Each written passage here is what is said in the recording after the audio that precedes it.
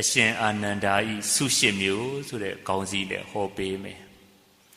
အဲ့တော့ဒီတရားတော်ကိုနာယူရတဲ့အခါရှင်အာနန္ဒာရဲ့နှလုံးသားထဲမှာကောင်းမြတ်တဲ့တရားတွေဘလို့ကိန်းအောင်နေခဲ့တယ်လေအာလောဘဆိုတဲ့စွန့်လွတ်နစ်နာခံမှုစိတ်တဲ့အာဒေါသဆိုတဲ့ကုညီရိုင်းပင်မှုဒါမျိုးလေးတွေအချင်းချင်းငဲ့ညာမှုကုညီရိုင်းပင်လို့တဲ့သဘောအာမောဟဆိုတဲ့ယထာဘူတကြကြအမှန်တိုင်းမြင်တတ်တဲ့သဘောဒီတရားတွေရှင်အာနန္ဒာရဲ့နှလုံးသားထဲမှာရှင်သန်နေတာကိုတွေ့ပြီးတော့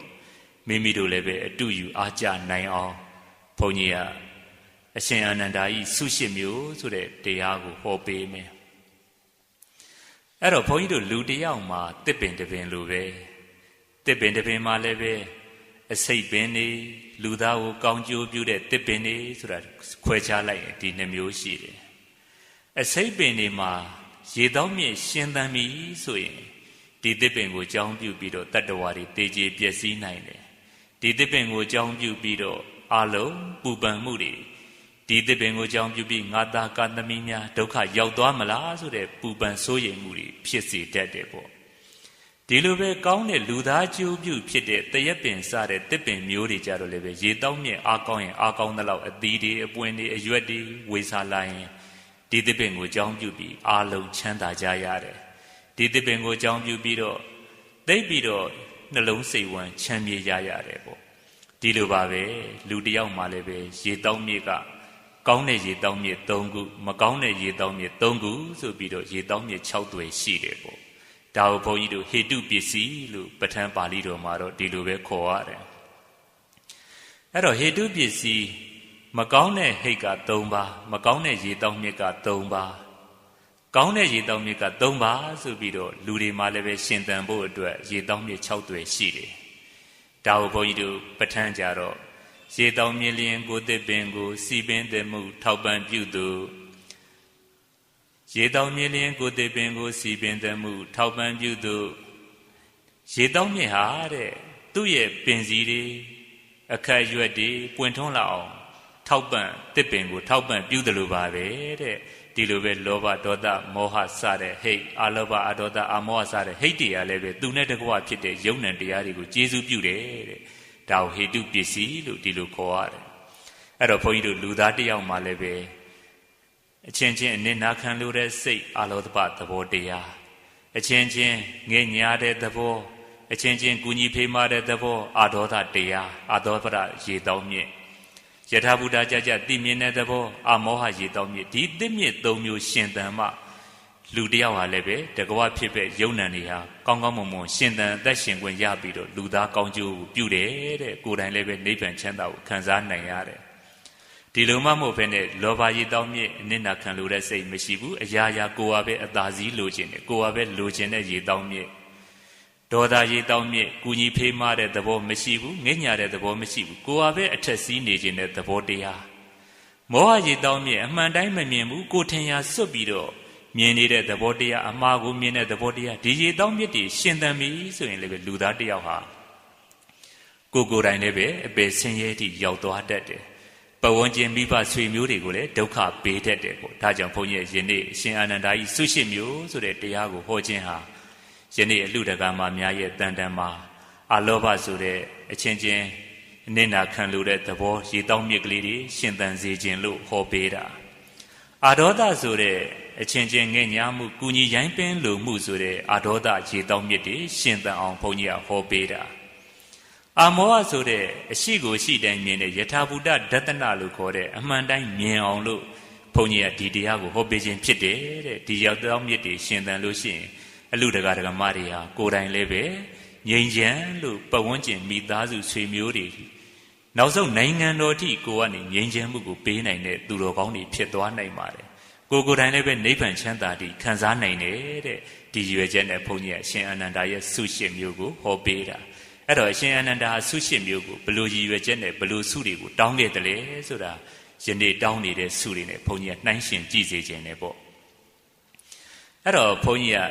ဒီဆုတောင်းခြင်းရဲ့အကြောင်းလေးအထုပ်ပတ်လေးကိုနည်းနည်းလေးပြောပြပေးဦးမယ်ဒါမှဇက်ရည်လဲသွားမှာပေါ့အခါတစ်ပါးတော့မြတ်စွာဘုရားက ကန္နာကုတိဇေတဝန်ကျောင်းကန္နာကုတိပရုံထဲမှာဖျားရှင်အတွက်ခင်ထားတော်မူတဲ့နေရာမှာထိုင်နေတော်မူပြီးတော့ယဟန်ပရိသတ်ကိုမြတ်စွာဘုရားမိန့်ကြားတော်မူတယ်ဒီယဟန်ပရိသတ်မှာဘုန်းကြီးတို့ရှင်သာရိပုတ္တရှင်မောက္ကလန်ဆိုတဲ့အဂတာဝကတွေလည်းပါတယ်နောက်ပြီးတော့ကျန်တဲ့မဟာတာဝကရှစ်ကျိတ်သောမဟာတာဝကတွေလည်းပဲထိုင်ပြီးတော့နေတဲ့ပရိသတ်တွေမှာမြတ်စွာဘုရားကမိန့်ကြားတော်မူတယ်ဘယ်လိုလဲဆိုတော့ဘိက္ခဝေဣဒာနေမိမဟံလကောတဲ့ယဟန်တို့တဲ့ယခုကငါဖျားတတ်တော်ကြီးရင်ပြီတဲ့မြတ်စွာဘုရားမိန့်ကြားတော်မူတဲ့စကားအဲ့တော့မြတ်စွာဘုရားဒီအချိန်မှာဘယ်အရွယ်ရောက်တော်မူပြီလဲဆိုတော့ဘုန်းကြီးတို့တတ်တော်55နှစ်ပြည့်ခဲ့ပါပြီ55နှစ်ကျော်လို့56နှစ်ထဲရောက်ခဲ့ပါပြီဘုရားရှင်ဟာ35နှစ်အရွယ်တော်မှာဘုရားဖြစ်တော်မူခဲ့တယ်ခုဝါတော်20ရာပြီးတဲ့နောက်21ဝါမြောက်တတ်တော်55နှစ်ပြည့်ပြီးတဲ့နောက်မှာမြတ်စွာဘုရားငါဘုရားအသက်ကြီးပြီယဟန်တို့တဲ့မြတ်စွာဘုရားကယဟန်တွေကိုမိန့်လိုက်တာအဲ့တော့ဘာဆက်မိန့်တယ်လဲဆိုတော့ဧကေစေဘေကုဣမိနာမဂ္ဂေနာကိစ္ဆာမာတိဟုတ်တိအင်ညေနကိစ္ဆန္တိတဲ့ငါဘုရားမှာပြုစုလုပ်ကျွေးမဲ့ယဟန်ကအမြဲမရှိဘူးတဲ့ဘုန်းကြီးတို့ဘုရားရှင်45နှစ်တရင်သုံးတဲ့ထဲမှာပထမဝါတော်20ဘုရားရှင်တတ်တော်55နှစ်အတွင်းမှာဘုရားရှင်ကိုပြုစုလုပ်ကျွေးတဲ့ယဟန်အမြဲမရှိပါဘူးတခါတရံရှင်နာဂသမလာမထေရပြုစုပြီးတော့တခါတရံရှင်နာဂိတမထေရပြုစုပါတယ်တခါတရံရှင်ဥပဝါနာထေရှင်သူနဂတမထေတို့ဟာပြုစုခဲ့တယ်ပေါ့နောက်တခါတရံကျရှင်သာရိပုတ္တရာရဲ့ညီတော်ဖြစ်တဲ့ကိုရင်ကြီးဖြစ်တဲ့အရှင်စုံသားကပြုစုပြီးတော့တခါတရံမှာရှင်သာဂတမထေအရှင်မေဂိယမထေဒီလိုပဲလှင်းတဲ့လို့ပြုစုတော့မြတ်စွာဘုရားမှာအမြဲတမ်းပဲကောင်းကောင်းမွန်မွန်ပြုစုမဲ့တပိမရှိဘူးတဲ့ဒါကိုရည်ရွယ်ပြီးတော့ယဟန်တို့တဲ့ငါဘုရားကိုတချို့သောယဟန်တွေကပြုစုလုပ်ကြွေးတဲ့အခါငါဘုရားကဒီလမ်းကသွားမယ်ဆိုရင်သူတို့ကအခြားသောလမ်းကသွားကြတယ်တဲ့ငါဘုရားရဲ့စကားကိုနားမထောင်ကြအောင်နောက်ပြီးတော့ဧကေစေမရှံပတ္တစီဝရံနေခိပန္တိတဲ့တချို့ယဟန်တွေကငါဘုရားရဲ့တပိတ်သင်္ကန်းတွေကိုသူတို့နဲ့သဘောမတူဘူးဆိုတာနဲ့တပြိုင်နက်မြေကြီးပေါ်မှာချပြီးတော့သူတို့လိုရှိတဲ့လမ်းသွားကြတယ်တဲ့ငါဘုရားမှာတပါးတဲ့တပိတ်သင်္ကန်းတွေမြေကြီးပေါ်ချခံရပြီးတော့ကြံနေခဲ့တယ်တဲ့မရှံနိဘတုပဋ္ဌာကံဧကံဘိက္ခုံဇာနာထာတိတဲ့ဒါကြောင့်ငါဘုရားအတွက်ခုတတ်တော်လည်းပဲ55နှစ်ပြည့်ပြီငါဘုရားကြီးလာခဲ့ပြီဒါကြောင့်ကြီးလာတဲ့အတွက်ငါဘုရားအတွက်အမြဲတမ်းပြုစုလုပ်ကြွေးမဲ့ယဟန်တစ်ပါးကိုသင်တို့စီမံပေးကြလို့မြတ်စွာဘုရားကယဟန်တွေကိုတောင်းခံလိုက်ပါတယ်အဲ့တော့ဘုန်းကြီးတို့ဘုရားရှင်လေလောကဓာတ်နဲ့တွေ့ကြရတာပဲဘုန်းကြီးတို့တခါတရံမှာလောကဓာတ်ဆိုတာငါမှတွေ့တယ်ငါမှဆင်းရဲတယ်ဒီလိုသွားမတွေးနဲ့မြတ်စွာဘုရားလည်းပဲလောကမှာယုတ်ရည်အပြင်အတူမရှိတဲ့ဘုရားရှင်ဉာဏ်တော်အပြင်အတူမရှိတဲ့ဘုရားရှင်ကံတော်အပြင်အတူမရှိတဲ့ဘုရားရှင်ဖြစ်ပေမဲ့တခါတရံလောကဓာတ်နေနဲ့တွေ့ရတာပဲအဲ့တော့တခါတရံမြတ်စွာဘုရားကဘယ်လိုတွေ့ရလဲဆိုတော့ဘုန်းကြီးတို့အခါတစ်ပါးမှာမြတ်စွာဘုရားဟာအရှင်နာဂသမလာမထေရနဲ့ကောသလတိုင်းထဲမှာဒေသစာရီကြွတယ်ပေါ့အရှင်နာဂသမလာမထေရနောက်လိုက်ယဟန်ဖြစ်နဲ့တပိတ်သင်္ကန်းကြီးမြတ်စွာဘုရားအတွက်ယူခဲ့တယ်ပေါ့တနေရာရောက်တော့ဘုန်းကြီးတို့လမ်းခွဲလေးတစ်ခုသွားတွေ့တယ်လမ်းခွဲလေးတစ်ခုသွားတွေ့တော့ရှင်နာဂသမလာမထေရဖြတ်လမ်းကိုသဘောကျတယ်ဒီတော့မြတ်စွာဘုရားဒီလမ်းကသွားကြရအောင်ပါလို့လျှောက်တယ်မြတ်စွာဘုရားကသူညွှန်တဲ့လမ်းကအန္တရာယ်တွေများလွန်းတဲ့အတွက်ယဟန်တဲ့ဒီလမ်းကသွားကြစို့လို့မြတ်စွာဘုရားကမိန့်ကြားတော်မူတယ်မြတ်စွာဘုရားကအန္တရာယ်ကင်းတဲ့လမ်းကိုညွှန်ကြားတော်မူတယ်ပေါ့ဒါပေမဲ့ရှင်နာဂသမလာမထေရသူကဒီလမ်းကိုသွားနေကြဆိုတော့မြတ်စွာဘုရားတဲ့ဒီလမ်းကပဲသွားကြရအောင်ပါဆိုပြီး3ချိန်တိုင်တိုင်မြတ်စွာဘုရားကိုပြန်လျှောက်တယ်မြတ်စွာဘုရားလည်းပဲ3ချိန်တိုင်တိုင်ယဟန်အဲ့ဒီလမ်းကမသွားနဲ့ဒီလမ်းကသွားရအောင်လို့ပြန်ပြီးတော့မြတ်စွာဘုရားလည်း3ချိန်တိုင်တိုင်မိန့်ကြားတော်မူခဲ့ပါတယ်အဲ့တော့ဒီလိုမိန့်ကြားတော်မူတော့ရှင်နာဂသမလာမထေရမြတ်စွာဘုရားကရှင်ဘုရားကြွကျင်တဲ့လမ်းကြွပါဆိုတဲ့သဘောမျိုးနဲ့မြတ်စွာဘုရားရဲ့တပိတ်သင်္ကန်းတွေကိုအဲ့ဒီလမ်းပေါ်မှာမြေကြီးပေါ်မှာချပြီးတော့သူကဖြတ်လမ်းကပဲသွားခဲ့ပါတယ်အဲ့တော့မြတ်စွာဘုရားကဒီလမ်းကအန္တရာယ်ရှိတယ်လို့ဘာလို့မမိန့်ကြားတာလဲဆိုတော့တကယ်လို့မိန့်ကြားလိုက်လို့ရှိရင်လည်းပဲနာဂသမလာမထေရဘယ်လိုပြန်လျှောက်မလဲဆိုတော့အန္တရာယ်မရှိပါဘူးဘုရားဘေးရန်မရှိပါဘူးလို့ပြန်ပြီးတော့ရှောက်မှာပဲဒီလိုလျှောက်လိုက်လို့ရှိရင်ဘုန်းကြီးတို့တာမင်ညကြည့်လိုက်ရင်တော့ဒီစကားဟာရိုးရိုးထင်ပေမဲ့မြတ်စွာဘုရားရဲ့သက်ပင်ညုတဉာဏ်တော်ကိုစော်ကားလိုက်တဲ့သဘောဖြစ်သွားမယ်တဲ့ဒါဆိုရင်ဘုန်းကြီးတို့အပြစ်ကတိတ်ကြီးသွားပြီ မြတ်စွာဘုရားကသက်ပင်ညုတဉာဏ်နဲ့သိတော်မူလို့ဒီလမ်းကသွားရအောင်အဲ့ဒီလမ်းကအန္တရာယ်ရှိတယ်လို့ပြောလိုက်လို့ရှိရင် तू ကမရှိပါဘူးလို့ပြန်ပြောရင်မြတ်စွာဘုရားဘာမှမသိပါဘူးလို့ဒိဗေကဒီသဘောရောက်သွားပါတယ်အဲ့တော့ကိုပြောလိုက်တဲ့စကားရဲ့အနက်ဒိဗေကမြတ်စွာဘုရားကိုစော်ကားပြီးသားဖြစ်သွားပါတယ်ဒါဆိုရင်ဘာဖြစ်လဲဆိုတော့စာပေမှာဘုန်းကြီးတို့တခါတရံမြတ်စွာဘုရားပေါ်မှာစော်ကားတဲ့ပုဂ္ဂိုလ်ကြီးအရှင်လက်နဲ့ခေါင်းတွေပါတွေခုနှစ်စိတ်ခုနှစ်ပြားကွဲပြီးတော့အသေးစိုးနဲ့သေတတ်ကြရပါတယ်မြတ်စွာဘုရားကိုစော်ကားတဲ့ပုဂ္ဂိုလ်ကြီးဒါမျိုးတွေဖြစ်တတ်တယ်ပေါ့အဲ့တော့မြတ်စွာဘုရားကဒါမျိုးပြောလိုက်ရင်စော်ကားလို့ရှိရင်သူ့မှာအပြစ်တွေပိုကြီးလိုက်မယ်ဆိုပြီးမြတ်စွာဘုရားကဘာမှမပြောလိုက်နောက်တစ်ချက်ကသူ့မှာလည်းပဲကံကြမ္မာကအကုသိုလ်အကျိုးပေးချိန်ကရောက်လာတယ်မြတ်စွာဘုရားဘယ်လောက်ပဲတားတာသူဟာမြတ်စွာဘုရားပြောတဲ့စကားကိုနားမထောင်ဘူးသူသွားခြင်းတဲ့လမ်းကိုသွားမှာပဲအဲ့တော့ဒီအကုသိုလ်အကျိုးပေးတဲ့ချိန်ရောက်လာပြီဆိုတော့မြတ်စွာဘုရားလည်းဘာမှမတတ်နိုင်ပါဘူးအဲ့တော့သွားတဲ့အခါဘာလုပ်လဲဆိုတော့ခိုးသား900ကမင်းပြစ်မင်းထန်လေးတင့်ပြီးတော့လမ်းမှာလူရက်နေတဲ့တခိုးတွေကသူတို့လူရက်မဲ့ပုံကိုယ်တွေကိုစောင့်နေတဲ့အချိန်မှာယဟန်တစ်ပါးလာတယ်ဆိုတော့စိတ်တွေကတော်တော်ဆိုးသွားကြတယ်သူတို့လိုချင်တာကပစ္စည်းလိုချင်တာခုလာနေတာကယဟန်လူတို့သူတို့ဘာမှရမှာမဟုတ်အဲ့တော့ဒီယဟန်ကိုမြင်နေဆိုရင်ပဲစိတ်တွေဒေါသတွေဖြစ်ပြီးတော့ယဟန်ကိုလက်သီးနဲ့ထိုးခြေထောက်နဲ့ကန်ယဟန်လဲကျသွားတယ်အဲ့ဒီမှာခေါင်းတွေဘာတွေရိုက်ခွဲတယ်မြေသပိတ်တွေရိုက်ခွဲတယ်နောက်ပြီးတော့သင်္ကန်းတွေစိတ်မောမှာစုပ်ဖြဲပစ်တယ်ဓာတ်နဲ့ခုတ်ပစ်တယ်ပေါ့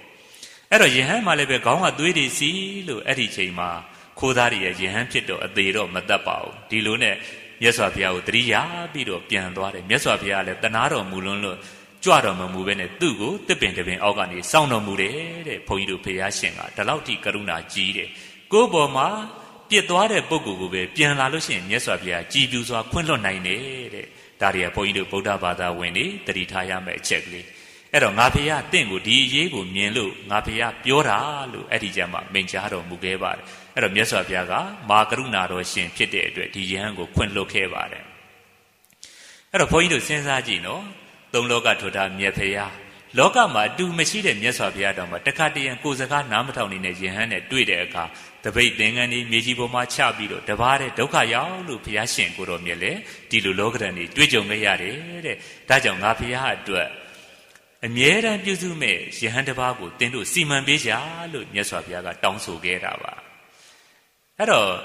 တခါတရံကြတော့လည်းပဲရှင်မေဂိယတို့လှုပ်ကြွေးပြုတဲ့အခါလဲမြတ်စွာဘုရားဒီလိုပဲပြောမရဆိုမရနဲ့ဘုရားရှင်ကိုတော်မြတ်ကတိကောက်ဖြစ်ခဲ့ရတာလေးတွေရှိပါတယ်ဘယ်လိုလဲဆိုတော့ခါတစ်ပတ်မြတ်စွာဘုရားရှင်ကိုတော်မြတ်စာလိကာမြို့ရဲ့နေစာလိကာတောင်ကကျောင်းတစ်ကျောင်းမှာတရင်သုံးတဲ့အချိန်ရှင်မေဂိယပြုစုလှုပ်ကြွေးတယ်ပေါ့အဲ့ဒီအချိန်မှာအရှင်မေဂိယခွင့်ပန်ပြီးတော့ဇန်တုရွာတဲ့ကိုဆုံးကန်းကြွဆွန်းစားပြီးတဲ့နောက်ကိမိကာလာဆိုတဲ့မြစ်ကမ်းဘေးကနေလမ်းလျှောက်လာတဲ့ချိန်ရှင်မေဂိယဘာတွေ့လိုက်တယ်လဲဆိုတော့တရဥယျင်တစ်ခုကိုတွေ့လိုက်တယ်။အော်ဒီတရဥယျင်ဟာတိတ်ပြီးတော့ပျော်စရာကောင်းတာပဲတိတ်ပြီးတော့ကြည်နူးစရာကောင်းတာပဲ။ကမ္မထံအားထုတ်လို့တဲ့အမျိုးသားအတွက်ကမ္မထံအားထုတ်ဖို့ရတင့်တော်လိုက်တာတဲ့။ငါ့ကိုမြတ်စွာဘုရားမြန်ခွင့်ပြုခဲ့ရင်တော့ဒီတရဥယျင်ကိုလာပြီးတော့ကမ္မထံအားထုတ်ရရင်ကောင်းပါပဲလို့ကြံစီပြီးတော့မြတ်စွာဘုရားထံလေရောက်ရောကြောင်းလေပြန်ရောက်ရောမြတ်စွာဘုရားကိုခွင့်ပန်တယ်ပေါ့အကြောင်းကျိုးတွေလျှောက်တယ်နောက်ဆုံးမြတ်စွာဘုရားတဲ့မြတ်စွာဘုရားကဒါခွင့်ပြုမယ်ဆိုရင်တပည့်တော်ဟာတရဥယျင်ကိုကမ္မထံအားထုတ်ဖို့သွားလိုပါတယ်ဘုရားလို့ခွင့်ပန်ခဲ့ပါတယ်ဒီတော့မြတ်စွာဘုရားကပါမင်ကြားတယ်ဆိုတော့ယဟန်တဲ့မေဂိယတဲ့ခုချိန်မှာငါဘုရားတပါးတည်းဖြစ်သေးတယ်အဲ့တော့အခြားသောယဟန်တစ်ပါးလာတဲ့တိုင်အောင်စောင့်ပါဦးလို့မိန့်ကြားတယ်အဲ့ဒီချိန်မှာစာလိကာတောင်ကကျောင်းမှာမြတ်စွာဘုရားကရှင်မေဂိယနဲ့နှစ်ပါးတဲ့တရင်သုံးတာမြတ်စွာဘုရားအတွက်မျက်နှာသိရေးတို့ဘာတို့ရှင်မေဂိယကစီမံပေးတာတပါးတဲ့ရှိနေတာကိုမြတ်စွာဘုရားပြစ်ပြီးတော့တရားထုတ်ချင်ပါတယ်လို့ရှင်မေဂိယကလျှောက်တယ်မြတ်စွာဘုရားကတားတော့ရှင်မေဂိယပြန်ပြီးတော့လျှောက်တယ်မြတ်စွာဘုရားတဲ့မြတ်စွာဘုရားကအထက်မှတ်ကိစ္စအတွက်ပြုပြီးပါပြီပြုဝယ်ကိစ္စမရှိတော့ပါဘူးပြုပြီးတဲ့မကိစ္စကိုလည်းတဖန်တိုးပွားအောင်လုပ်ဖွယ်မရှိတော့ပါဘူးတပည့်တော်မှာတော့တဲ့အထက်မှတ်ကိစ္စအတွက်ပြုဝယ်တွေရှိပါသေးတယ်ပြုပြီးသားကိစ္စအတွက်ထပ်မံတိုးပွားအောင်ဆောင်ရွက်เสียကိစ္စတွေရှိပါသေးတယ်ဒါကြောင့်မြတ်စွာဘုရားအနေနဲ့ခွင့်ပြုမယ်ဆိုရင်တပည့်တော်ဟာတရဥယျင်သွားပြီးတော့တရားထုတ်လိုပါတယ်ဖေဟာလို့၃ချိန်တိုင်တိုင်ပြန်ပြီးတော့လျှောက်တယ်ပေါ့အဲ့တော့၄ချိန်မြောက်ကြတော့မြတ်စွာဘုရားကမေဂိယတဲ့ကမ္မထံအားထုတ်လိုပါတယ်လို့ပြောနေတဲ့တ တင့်ကိုငါဖျားကဘယ်လိုပြောရတော့မှလဲတဲ့သွားရမယ့်ချိန်ကိုတင့်ရတာသိပါတော့ဆိုမြတ်စွာဘုရားအရှုံပေးလိုက်တယ်အလျှော့ပေးလိုက်တယ်ပေါ့ဒီတော့ရှင်မေကြီးကလည်းပဲမြတ်စွာဘုရားတန်းရှ िख ိုးပြီးတော့တရေဥယျာဉ်ထဲမှာသွားတယ်ဒါပေမဲ့တရားအာမထုတ်ဖြစ်ခဲ့ပါဘူးတရေဥယျာဉ်ထဲမှာတစ်ပင်အောက်ကြောက်ဖြာပေါ်ထိုင်လိုက်တာနဲ့တပြိုင်နက်ယဟန်စိတ်တွေပြောင်းပြီးတော့သူ့ကိုယ်သူရှင်ပြန်စိတ်တွေဝင်လာပြီးတော့မောင်မတွေနဲ့မိဖုရားတွေနဲ့ဒီလိုနေတာတွေမြင်တယ်ဒီလိုလောဘတွေဖြစ်လို့နောက်တစ်ခါခိုးသား2ယောက်ကို1ယောက်ကိုသိမ့်မိန်ပေးတာ1ယောက်ကိုထောင်သွင်းအကျဉ်းချတာဒီလိုအတွေးတွေကဝင်လာတော့သူ့မှာဗျာပါဒဝိတက်ဝိဟိန္ဒဝိတက်ဒီလိုဝိတက်တွေမကောင်းတဲ့အကြံစီတွေဖြစ်လို့လောဘတွေဒေါသတွေဖြစ်နေတယ်ပေါ့အဲ့တော့နောက်ဆုံးတော့သူဟာအံ့ဩပြီးတော့ငါတရားတရားနဲ့ဖြစ်နေပါလေရဲ့နဲ့မကောင်းတဲ့အကြံစီတွေဖြစ်တယ်တရားထုတ်လည်းမရဘူးဆိုပြီးတော့ဒီတရေဥယျာဉ်ကိုစွန့်ပြီးတော့မြတ်စွာဘုရားကြီးတစ်ခေါက်ပြန်သွားပါတယ်မြတ်စွာဘုရားလည်းကြည်ကြည်ပြူပြူလက်ခံပြီးတော့တရားဟောခဲ့ပါတယ်အဲ့တော့ရှင်မေကြီးကဘာဖြစ်လို့အဲ့ဒီဥယျာဉ်ထဲရောက်တော့အကုသိုလ်စိတ်တွေဖြစ်တယ်လေလို့မေးရင်ရှေးတုန်းကဘဝ900ရှင်ပြန်ဖြစ်တုန်းကအဲ့ထဲမှာသူဟာဥယျာဉ်ကစားဖို့အတွက်မိဖုရားတွေမောင်မတွေနဲ့တွားခဲ့တယ်ခိုးသားတွေအတွက်စီရင်ခဲ့တယ်အဲ့ဒီမှာထိုင်လိုက်တာနဲ့တပြိုင်နက်ဘဝ900ရှင်ပြန်ဖြစ်ခဲ့တော့ရှင်ပြန်စိတ်တွေပေါက်ပြီးတော့သူ့မှာအကုသိုလ်အကျံစီတွေပဲဖြစ်ခဲ့တယ်တရားအထုတ်လို့လုံးဝမရခဲ့ဘူးမြတ်စွာဘုရားလည်းပဲဒီအကြောင်းကိုမြင်တော်မူလို့တားမြစ်တော်မူခဲ့တာဒါပေမဲ့မရခဲ့ပါဘူးအဲ့မှာမြတ်စွာဘုရားတပါးတည်းခြံခံပြီးတော့နေခဲ့ရပါတယ်တပါးတည်းနေခဲ့ရတော့ဘာဖြစ်မလဲမျက်နှာသိရကိုယ်တိုင်လှုပ်ရတယ်သင်္ကန်းကိုယ်တိုင်လျှော်ရတယ်ဒါမျိုးတွေလှုပ်ရမှာပေါ့အဲ့တော့မြတ်စွာဘုရားလည်းပဲလောကရန်နေနဲ့တွေ့တယ်တဲ့ဒါကြောင့်မြတ်စွာဘုရားကယဟန်တို့ငါဘုရားခုတတ်တော်55နှစ်ပြည့်သွားပြီဖြစ်တဲ့အတွက်ငါဘုရားမှာကြီးပြီအိုလာပြီဒါကြောင့်အချို့သောယဟန်တွေကငါဘုရားကိုပြုစုလုပ်ကျွေးနေပေမဲ့ဒီလမ်းကသွားမယ်ဆိုရင်သူတို့ကဟိုလမ်းကသွားမယ်လို့ပြောကြတယ်နောက်ပြီးတော့ငါဘုရားရဲ့တပိတ်သင်္ကန်းတွေကိုလည်းပဲမြေကြီးပေါ်မှာပြစ်ချပြီးတော့သွားကြတယ်တဲ့ငါဘုရားပေါ်မှာမငဲ့ညာကြဘူးဒါကြောင့်ငါဘုရားကြီးလာပြီဖြစ်တဲ့အတွက်သင်တို့ငါဘုရားကိုပြုစုလုပ်ကျွေးမဲ့ယဟန်တစ်ပါးသင်တို့စီမံပေးကြပါလို့မြတ်စွာဘုရားကမိန့်ကြားတယ်တောင်းခံလိုက်တယ်အဲ့တော့ယဟန်နာရှင်မြတ်ကြီးတွေမှာတန်ဝေကတွေဖြစ်ကုန်ကြပါတယ်ဓမ္မတန်ဝေကပေါ့ဒါကြောင့်မို့ယနေ့အလှူတကာဓမ္မတွေနဲ့တရားနာပရိသတ်တွေလည်းပဲမိမိတို့လည်းပဲလောကဓာတ်နဲ့တွေ့ရမှာပဲပင်လေသမုဒ္ဒရာတွေကိုသွားလို့ရှိရင်ဘာဖြစ်မလဲလှိုင်းတန်းလေးတန်းဒါတွေဟာတွေ့ရတာထုံးစံပဲဒီလိုပဲလောကထဲမှာနေပြီဆိုရင်လောကဓာတ်တရားတွေဟာအကောင်ဆိုတွေ့ရမှာပဲချမ်းသာတဲ့ဓာတ်ကိုယ်ပေါ်မှာလှူလှူလားလားအကောင်ပြောတဲ့ဒီလိုလောကဓာတ်နေနဲ့လည်းပဲတွေ့ရမယ်တခါတရံကိုယ်ပေါ်မှာမဟုတ်မတရားချိုးဖဲ့ပြီးတော့ဂုံတိတ်ခါကြောက်အောင်ပြောတာတွေနဲ့တွေ့ရမယ်တခါတရံကိုနာမှာအချမ်းရံမရှိတာဒါမျိုးတွေနဲ့လည်းပဲတွေ့ရမယ်ဆင်းရဲဒုက္ခတွေနဲ့လည်းပဲတွေ့ရမှာပဲဒါဟာလောကထဲမှာနေလို့ရှိရင်လောကဓာတ်ဆိုတာမြတ်စွာဘုရားတောင်ရှောင်လွဲလို့မလွတ်ဘူးတဲ့ယဟန်နေမှာတန်ဝေကရကြတယ်ပေါ့ဒါကြောင့်မိမိတို့မြန်တကယ်လို့လောကဓာတ်နေနဲ့တွေ့ကြုံခဲ့လို့ရှိရင်ဝမ်းနေနေစရာမလိုပါဘူးကောင်းတဲ့လောကဓာတ်ချမ်းသာတဲ့လောကဓာတ်နေနဲ့တွေ့ရင်မြောက်ကြွနဲ့မဖြစ်ဖို့အရေးကြီးပါတယ်တခါတည်းရန်ဆိုးတဲ့လောကဓာတ်မကောင်းတဲ့လောကဓာတ်ဆင်းရဲတဲ့လောကဓာတ်နဲ့တွေ့ရင်မျက်နှာသေးလေးနဲ့ဝမ်းနဲ့ပက်လက်မဖြစ်ဖို့အရေးကြီးတယ်ဒါဟာမြတ်စွာဘုရားတောင်မှတွေ့ကြုံရည်သားရသေးတာပဲငါတို့ကဘာမို့လဲလို့လောကဓာတ်ကိုကြံ့ကြံ့ခံနိုင်မှမင်္ဂလာတရားဖြစ်တယ်တဲ့ကဲအားလုံးပဲလက်အုပ်ချီလိုက်ဆိုလိုက်ပင်လေသမုဒ္ဒရာသွားလာရာမှန်စွာလှိုင်းလေတွေ့ကြုံမြဲ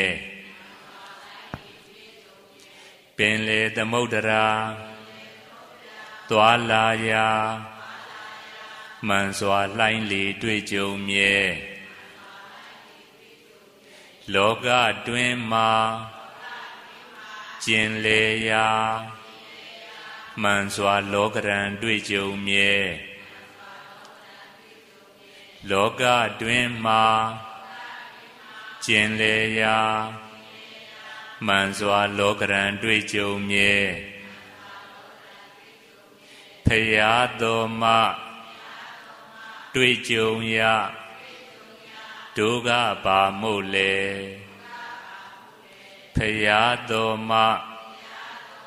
တွေ့ကြုံရဒုက္ခပါမို့လေဒါကြောင့်လောကဓာတ်နဲ့တွေ့တုံတဲ့အခါမှာဖုဒ္ဓတလောကဓမ္မေစိတ်တံယတနာကံပတိဧတံမင်္ဂလမုဒ္ဓမံတဲ့ကောင်းတဲ့လောကဓာတ်နဲ့တွေ့ရင်လည်းပဲဟီဟာနဲ့မြောက်ကြွ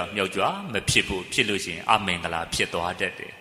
ဆိုတဲ့လောကရန်นี่ဆင်းရဲတဲ့လောကရန်นี่နဲ့တွေ့ကြုံတဲ့အခါမှာလည်းပဲမျက်နှာသေးလေးနဲ့ဝမ်းနဲ့ပတ်လက်မဖြစ်နဲ့ဖြစ်လို့ရှိရင်အမင်္ဂလာဖြစ်သွားတတ်တယ်ဒါကြောင့်ကောင်းတဲ့လောကရန်နဲ့တွေ့ကြုံလည်းပဲပုံမှန်ပဲနေနိုင်အောင်ကြိုးစားရတယ်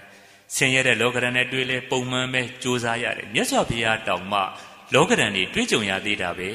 ငါတို့ကဘာမို့လဲပါရမီရှင်တွေတောင်တွေ့ကြုံရသေးတာတို့ကဘာမို့လဲလို့ခုနကယန္တာရှင်မြတ်ကြီးတွေဓမ္မတန်ဝေကပွားတယ်လို့တန်ဝေကယူပြီးတော့လောကရန်ကိုကြံ့ကြံ့ခံနိုင်အောင်ကြိုးစားရပါတယ်ဒါမှမင်္ဂလာရှိတဲ့မင်္ဂလာပြည့်ဝတဲ့အမျိုးသားမျိုးသမီးဖြစ်ပါလိမ့်မယ်အိမ်ပေါက်မှာမင်္ဂလာရှိပါစေလို့ဆိုင်းပုတ်ကလေးချိတ်ယုံနေတော့မင်္ဂလာဆိုတာရှိမလာပါဘူးစိတ်ဓာတ်ကအဓိကကြားတယ်တဲ့အဲ့တော့မြတ်စွာဘုရားကဒီလိုလောကရန်နေနဲ့တွေ့ကြုံရတဲ့အကြောင်း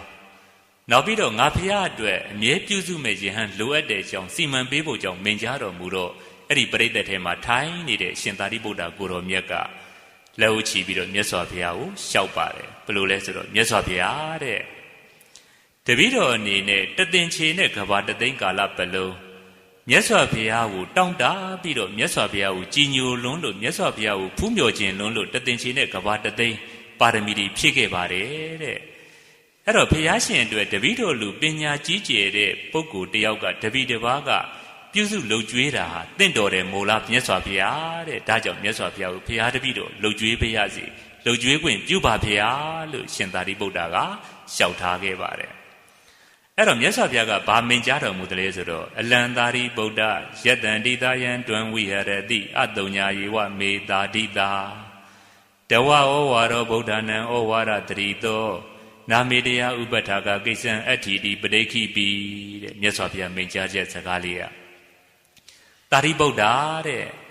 သင်ပြုစုလုပ်ကြွေးဖို့မသင့်တော်ပါဘူးသာရိပုတ္တတဲ့ဘယ်ရက်မှာပဲသင်ရောက်နေသင်ရှိနေတဲ့အရက်ဟာငါဘုရားရှိတယ်လို့ပါပဲငါဘုရားမရှိဘူးလို့ပြောလို့မရအောင်သင်ဟာငါဘုရားရဲ့ကိုယ်စားဖြစ်တယ်သင်ရှိနေတဲ့ရက်ဟာစိတ်ချရတယ်ငါဘုရားရှိနေတယ်လို့ပဲသင်ရှိနေလို့ချင်းငါဘုရားမရှိပါဘူးလို့ပြောလို့ကိုမရပါဘူးသာရိပုတ္တတဲ့တဝါဩဝါရောဗုဒ္ဓနံဩဝါဒတရိတောတဲ့သင်ရဲ့အဆုံးအမဩဝါဒဟာဘုရားရှင်ရဲ့အဆုံးအမဩဝါဒနဲ့တစ်ထက်ထက်ကြပါတယ်ဒါကြောင့်သင်ရှိနေဖို့လိုတယ်တဲ့နာမေတယဥပထာကကိစ္စံအဋ္ဌိတိပဋိခိပိသာရိပုတ္တတရားသင်သည်မေငါဘုရားအားဥပထာကကိစ္စံပြုစုလုပ်ကြွယ်ဝယ်ကိစ္စသည်နာအဋ္ဌိမရှိပါပေဣတိသို့ဘဂဝါသုံးလောကဒုဒ္ဓရှင်တော်မြတ်ဖရာသည်ပဋိခိပိရှေရေးကိုကောင်းစွာမြင်တော်မူ၍တားမြစ်တော်မူခဲ့ပါပေတည်း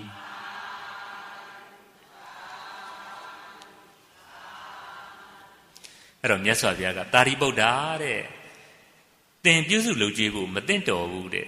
ငါဘုရားမရှိပေမဲ့သင်ရှိနေတဲ့ရက်ဟာငါဘုရားရှိတယ်လို့ပါပဲတဲ့အလုံးစိတ်ချရတယ်သင်ရဲ့အဆုံးအမတွေကလည်းဘုရားရှင်ရဲ့အဆုံးအမနဲ့ထပ်တူဖြစ်နေတယ်ဒါကြောင့်သင်ဟာငါဘုရားကိုပြုစုမလုပ်ကြွေးပါနဲ့ပြုစုလုပ်ကြွေးပွဲမလိုပါဘူးသာရိပုတ္တလို့မိန့်ကြားတော်မူခဲ့ပါတယ်အဲ့တော့ဒီနေရာမှာရှင်သာရိပုတ္တရဲ့စိတ်တဲ့ကြည်နော်ရှင်သာရိပုတ္တဆိုတာမြတ်စွာဘုရားတဲ့6လလောက်စောပြီးတော့ပြိဋိဘံစံဝင်သွားခဲ့ရပါတယ်တတ်တော်ကလည်းကြီးနေပါပြီကိုယ်တိုင်တတ်တော်ကြီးနေပါလျက်နဲ့မြတ်စွာဘုရားကိုပြုစုလုပ်ကြွေးပေးရစီတဲ့ပြုစုလုပ်ကြွေးခွင့်ပေးပါဆိုတော့ရှင်သာရိပုတ္တရဲ့စိတ်တဲ့မိမိရဲ့ကျေးဇူးရှင်တွေပေါ်မြတ်စွာဘုရားပေါ်ဘလောက်လေးစားခဲ့တယ်လဲဘလောက်မြတ်နိုးခဲ့တယ်လဲဒါလေးဟာယနေ့အလှတကာဓမ္မတွေအတူယူရမယ့်အချက်ကလေးတွေဘုန်းကြီးတို့လည်းပဲဒီတိုင်းပဲဘုန်းကြီးတို့ကိုယ်တိုင်လည်းပဲမြတ်ဆက်ကြဆရာတော်ကမေတော်ကြီးကိုပြုစုလုပ်ကြွေးပါကံကောင်းအောင်လုပ်ပါပညာတတ်ပြီမလို့ကံတရားလိုတယ်ဆိုပြီးတော့ရွှေစီတီကနေခေါ်ပြီးတော့မေတော်ကြီးကိုဒီเจ้าကိုထားပေးတယ်ဘုန်းကြီးတို့အနေနဲ့တတ်နိုင်တယ်မြတ်ပြုစုလုပ်ကြွေးခဲ့ရတယ်ပေါ့ဒါသူတော်ကောင်းတွေလိုလားတဲ့စိတ်တဲ့အရှင်သာရိပုတ္တရာတို့ရဲ့စိတ်တဲ့ဒါကြောင့်မိမိတို့မှလည်းပဲမိဘရှိနေတယ်မိဘရှိရင်နံပါတ်1ဘာလုပ်ရမလဲမိဘစာဝတ်နေရေးပြေလည်အောင်လုပ်ပေးရမယ်တဲ့ဒါတစ်ချက်စာဝတ်နေရေးပြေလည်အောင်လုပ်ပေးရုံနဲ့တာဝန်ကျေပြီလားမကျေသေးပါဘူးမိဘစိတ်ချမ်းသာအောင်ကုသိုလ်မပြုသေးတဲ့မိဘပြုလာအောင်တရားမထိုင်ပြသေးတဲ့မိဘထိုင်ပြလာအောင်စိတ်မချမ်းသာသေးတဲ့မိဘစိတ်ချမ်းသာလာအောင်ဒါမျိုးလေးတွေကုညီဆောင်ရွက်ပေးရမယ်တဲ့ဒါဒုတိယအချက်ပေါ့အဲ့တော့ကိုယ်တိုင်မလုံးနိုင်ရင်လည်းပဲဒီကိစ္စလေးတွေကကိုယ်တိုင်ပြုစုပါတဲ့ခုရှင်သာရိပုတ္တရာကြည်လေတတ်တော်ကြီးနေတာတောင်မှမြတ်စွာဘုရားကိုသူပြုစုလုပ်ကြွေးပါမယ်တဲ့ပြုစုလုပ်ကြွေးခွင့်ပေးပါဆိုတာသူတော်ကောင်းတွေဟာကိုယ်ထီလက်ရောက်ပြုစုလုပ်ကြွေးတာတိတ်ပြီးတော့လိုလားကြတယ်တဲ့ ဒါကြောင့်မို့မိမိတို့လည်းပဲမိမိတို့ရဲ့မိခင်ကြီးရှိနေတဲ့အခိုက်မှာနံပါတ်1စာဝနေပြေလျောင်းလုပ်ပေးရမယ်နံပါတ်2စိတ်ချမ်းသာအောင်ထားပေးရမယ်နံပါတ်3လှုပ်ချင်တဲ့ကုသိုလ်လေးတွေကိုကိုကနေပြီးတော့ကုန်ကြခံပြီးတော့မသေးမီမဆုံးပါမီဘဝမကူမီတက်နိုင်နေမြအားလုံးကုသိုလ်တွေလုပ်ပေးနိုင်မှမိမိတို့မှာကျေးဇူးဆက်ရရောက်တယ်ဆိုတာဒါလေးကသင်ခန်းစာယူစရာကောင်းတယ်ပေါ့ခုရှင်သာရိပုတ္တရာရဲ့စိတ်တက်ဟာဒါမျိုးစိတ်တက်တတ်တော်ကြီးနေပေမဲ့ပြုစုလုပ်ကြွေးခွင့်ကိုတောင်းခဲ့တယ်ဒါကရှင်သာရိပုတ္တရာဘက်ကရှုထောင့်ကသုံးသက်ဝေဖန်ပြတာပေါ့ဘုန်းကြီးတို့မြတ်စွာဘုရားဘက်ကကြည်တော်မူလို့ရှိရင်လည်းပဲမြတ်စွာဘုရားဟာ management ဆိုတဲ့စီမံခန့်ခွဲမှုအတူယူစရာသိကောင်းတယ်အဲ့တော့ရှင်သာရိပုတ္တရာဟာလက်ယုံတဆူအားကိုးရတဲ့တပည့်ကြီးဖြစ်တယ်တကယ်လို့မြတ်ရှင်သာရိပုတ္တရာကိုပြုစုလုပ်ကြွေးခွင့်ပေးမယ်ဆိုရင်ဘုန်းကြီးတို့အခြားနေရာဒေသတွေမှာလဟင်းကုန်မယ်တဲ့ခုတော့ရှင်သာရိပုတ္တရာကိုမြတ်စွာဘုရားကယုံကြည်တယ်စိတ်ချတယ်အလုပ်ကြွေးမခိုင်းဘူးဒီတော့ရှင်သာရိပုတ္တရာရောက်တဲ့နေရာမှာမြတ်စွာဘုရားရဲ့ကိုးစားတာဝန်တွေကိုထမ်းဆောင်တယ်တရားတွေကိုဟောတယ်လူတွေလိမ္မာရေးချရှိအောင်ဆောင်ရွက်ပေးတယ်နိဗ္ဗာန်ကိုပို့ပေးတော်မူတယ်အပေတကားပိတ်အောင်ဆောင်ရွက်ပေးတယ်အဲ့တော့မြတ်စွာဘုရားလည်းပဲစီမံခန့်ခွဲမှုသိပြီးတော့တူယူစရာကောင်းတာပဲဒါဘုန်းကြီးတို့တူယူရမယ့်ချက်တွေနော်ဘာလို့လဲဆိုတော့ဘုန်းကြီးတို့လည်းပဲလူကြီးဖြစ်လာလို့ရှိရင်ဘာလဲဆိုတော့ဒီပုဂ္ဂိုလ်ကဆွမ်းကြောင်းမှာလှုပ်တယ်ဆွမ်းကြောင်းမှာလှုပ်တဲ့ပုဂ္ဂိုလ်ကိုစာမချရကောင်းလားဆိုပြီးအပြစ်မတင်သေးဘူးငါပေါ်ကြတော့ပြုစုမလုပ်ကြွေးဘူးဒါမျိုးတွေသွားပြီးတော့မမြင်သင်ဘူးနော်ဒီလိုပဲဘုန်းကြီးတို့မိဘတွေလည်းပဲဒီတိုင်းပဲသူကစီးပွားရေးရှားနေတယ်စာဝန်ကြီးပြေလျောင်းလုပ်ပေးတယ်ဆိုရင်ကြံတဲ့တယောက်ကငါကတက်နိုင်နေမြပြုစုလုပ်ကြွေးမယ်ဒီလိုစိတ်တက်လေးတွေမွေးရတယ်ငါကပဲပြုစုလုပ်ကြွေးရတယ်သူကတော့စီးပွားရေးရှားတယ်သူပဲပြုစုလုပ်ကြွေးတယ်ငါကတော့စီးပွားရေးရှားရတယ်ဒါမျိုးတွေအပြစ်မမြင်အောင်မြတ်စွာဘုရားရဲ့စီမံမှုကသူ့နေရာနဲ့သူဒုနေရာဒုတော်နေရာတော်ဆိုတဲ့သဘောတိုင်းမြတ်စွာဘုရားရှင်သာရိပုတ္တရာကိုပြုစုလုပ်ကြွေးခွင့်မပြုတာဟာသာသနာတော်ကြီးရှေ့ဖို့အတွက်တတ္တဝါတွေအားလုံးတရားသူရဖို့အတွက်တတ္တဝါတွေအားလုံးရဲ့အကျိုးစီးပွားချမ်းသာအတွက်ပြုစုလုပ်ကြွေးခွင့်မပြုတာတဲ့ဘုန်းကြီးတို့ပုထုဇဉ်တွေဆိုရင်တော့ကောင်းတာပေါ့ပြုစုလို့မိန်ပေးမှာပဲအခုတော့မြတ်စွာဘုရားသာသနာရှေ့ဖို့အတွက်တတ္တဝါတွေရဲ့ကောင်းကျိုးလိုလားတဲ့အတွက်ရှင်သာရိပုတ္တရာဒီမှာပြုစုနေလို့ရှိရင်အခြားနေရာတွေမှာလဟင်းမဲ့အတွက်မြတ်စွာဘုရားကမပြုစုခိုင်းဘူးတဲ့ဒါလည်းဘုန်းကြီးတို့စီမံခန့်ခွဲမှုပညာအရဒါလေးတွေဟာတူယူအားကြရမယ်အချက်ကလေးတွေပေါ့အဲ့တော့ဒီလိုတူယူအားရမယ်အချက်ကလေးတွေကိုပြောပြီးတဲ့နောက်မှာရှင်မောက္ကလန်လည်းပဲဘုန်းကြီးတို့ထပြီးတော့လျှောက်ထားတာပဲသူလှုပ်ကြွေးဖြစ်ရစီဒီလိုနဲ့ဘုန်းကြီးတို့ရှစ်ကျိတ်တော်မဟာထေပေါ့အပါ80လောက်မဟာထေကြီးတွေကမြတ်စွာဘုရားကိုတပါးရင်တပါးရင်ထပြီးတော့ပြုစုလုပ်ကြွေးခွင့်တောင်းကြတယ်ဒါပေမဲ့မြတ်စွာဘုရားကခွင့်မပြုခဲ့ဘူးတဲ့အဲ့တော့ခွင့်မပြုတော့နောက်ဆုံးတော့ရှင်အာနန္ဒာပဲကြံတော့တယ်ရှင်အာနန္ဒာကတော့ပြိတ္တထဲမှာငြိမ်းငြိမ်းလေးဘာမှထမလျှောက်ဘူးပေါ့မလျှောက်တော့ယဟန်တွေကပြောကြတယ်ငါရှင်အာနန္ဒာယဟန်ပြိတ္တတွေကတော့ယဟန်ရှင်မြတ်တွေအပေါင်းကတော့မြတ်စွာဘုရားကိုပြုစုလုပ်ကြွေးခွင့်အရာကိုတောင်းဆိုနေကြပြီသင်လည်းပဲမြတ်စွာဘုရားကိုပြုစုလုပ်ကြွေးခွင့်အတွက်တောင်းဆိုပါလို့ယဟန်တွေကတိုက်တွန်းကြတယ်ဒီတော့ရှင်အာနန္ဒာဘာပြောလဲဆိုတော့ရှင်ဘုရားတို့တဲ့တောင်းမှရတဲ့အရာမျိုးဟာဘယ်လိုသဘောမျိုးဖြစ်ပါသလဲဘုရားရှင်ကိုယ်တော်မြတ်ကတပည့်တော်ကိုမြင်တော်မမူဘူးတယ်လားတဲ့တကယ်လို့မြတ်စွာဘုရားနှစ်သက်သဘောကျတယ်ဆိုလို့ရှိရင်ယဟန်တို့အာနန္ဒာငါဘုရားကိုပြုစုလုပ်ကြွေးပါစေလို့မိန့်ကြားတော်မူပါလိမ့်မယ်အဲ့တော့တပည့်တော်တောင်းလို့ရတဲ့အရာမျိုးကိုတော့မလိုချင်ပါဘူးဖေဟာလို့ရှင်အာနန္ဒာကလျှောက်ထားတယ်ရှင်အာနန္ဒာရဲ့နှလုံးသားထဲမှာလေမြတ်စွာဘုရားကိုပြုစုလုပ်ကြွေးခြင်းလိုက်တာဒါရင်မဲ့လို့မြတ်စွာဘုရားကလိုက်တသိနဲ့ချီးမြှင့်တာကိုပဲသူလိုချင်တယ်သူကနေပြီးတော့တောင်းဆိုမှရတာကိုသူမလိုချင်ဘူးဒါသူတော်ကောင်းတွေရဲ့သဘောတဘာဝကြကြပဲလိုချင်တယ်တောင်းမှရတယ်ဆိုတာဘုန်းကြီးတို့ကောင်းတဲ့သဘောမဟုတ်ဘူးပေါ့အဲ့တော့ရှင်အာနန္ဒာကဒါမျိုးမိန့်ကြားတော့ပြောကြားတော့မြတ်စွာဘုရားကကြားတော်မူတော့ဘယ်လိုမိန့်တယ်လဲဆိုတော့ယဟန်တို့တဲ့အာနန္ဒာဟာသူများတိုက်တွန်းရမယ့်ပုဂ္ဂိုလ်မဟုတ်ပါဘူးသူ့အလိုလိုအလိုက်တသိနဲ့ငါဘုရားကိုပြုစုလုပ်ကြွေးပါလိမ့်မယ်ဆိုပြီးတော့မြတ်စွာဘုရားကအရေးအမြတ်မိန့်ကြားလိုက်တယ်အဲ့ဒီမှာမြတ်စွာဘုရားကမိန့်ကြားလိုက်တဲ့အခါရှင်အာနန္ဒာကဝမ်းမြောက်ဝမ်းသာနဲ့မြတ်စွာဘုရားကိုလျှောက်တော့မှာပေါ့အဲ့တော့ယဟန်တွေကမြတ်စွာဘုရားမိန့်ကြားတော့ဘယ်လိုဆက်ပြီးတော့မိန့်တယ်လဲဆိုတော့ငါရှင်အာနန္ဒာထလိုက်ပါငါရှင်အာနန္ဒာထပြီးတော့မြတ်စွာဘုရားကိုလျှောက်ပါတဲ့အဲ့တော့ထပြီးတော့မြတ်စွာဘုရားကိုပြုစုလုပ်ကြွေးခွင့်ယာတုကိုတောင်းလိုက်ပါလို့ဝိုင်းပြီးတော့တိုက်တွန်းတော့မှအရှင်အာနန္ဒာကမြတ်စွာဘုရားလည်းပဲအရေးအမြတ်မိန့်တယ်နောက်ပြီးတော့ယဟန်တွေကလည်းပဲတောင်းပန်ကြတယ်ဆိုတော့အဲ့ဒီကျမှမြတ်စွာဘုရားကိုဆု8ပါတောင်းခဲ့ပါတယ်တဲ့အဲ့တော့အရှင်အာနန္ဒာရဲ့ဆု8မျိုးဟာသာသနာတော်မှာ ပယ်လေးတံခံလေးပါဆိုပြီးတော့ထင်ရှားခဲ့ပါတယ်ပယ်လေးတံဆိုတာဘာလဲဆိုတော့အရှင်အာနန္ဒာပယ်တဲ့စုလေးမျိုးခံလေးပါဆိုတာဘာလဲဆိုတော့အရှင်အာနန္ဒာခံယူတဲ့လိုချင်တဲ့စုက၄မျိုးအဲ့တော့ပယ်တဲ့စုက၄မျိုးခံယူတဲ့စုက၄မျိုးဆိုတော့အရှင်အာနန္ဒာရဲ့စုက၈မျိုးဖြစ်သွားပါတယ်အဲ့တော့ဒီစု၈မျိုးကိုယနေ့အလှတကာဓမ္မများအလှတကာမတွေပေါ့အထူးသဖြင့်မိမိတို့ရဲ့နှလုံးသားထဲမှာရှင်အာနန္ဒာရဲ့စိတ်တက်လေးတွေမိမိတို့ရဲ့နှလုံးသားထဲမှာအချင်းချင်းနေနာခံလို့တဲ့အာလောဘသဘောတရားလေးတွေအချင်းချင်းငြိမ်ညာခြင်းအချင်းချင်းကုညီဖေးမာခြင်းဆိုတဲ့အာသောတရေတောင်းမြစ်ကလေးတွေရှင်သန်စေခြင်းလို့ယထာဘုဒ္ဓကြကြအရှိကိုအရှိတိုင်းမြင်စွမ်းနိုင်တဲ့အမှန်ကိုမှန်တိုင်းမြင်စွမ်းနိုင်တဲ့အမောဟရေတောင်းမြစ်တွေရှင်သန်အောင်လို့ဘုန်းကြီးဟာဒုစုရှင်မျိုးကိုဘုန်းကြီးကဆက်လက်ပြီးတော့ရှင်းလင်းပြီးတော့ဟောကြားပေးမယ်ပေါ့အဲ့တော့ရှင်အာနန္ဒာရှေးဥစွာပယ်လေးတံဆိုတဲ့အတိုင်းပဲသူပယ်မြစ်လို့တဲ့စုလေးမျိုးကိုတောင်းလိုက်တယ်ပေါ့ဘယ်လိုလဲဆိုတော့မြတ်စွာဘုရားတဲ့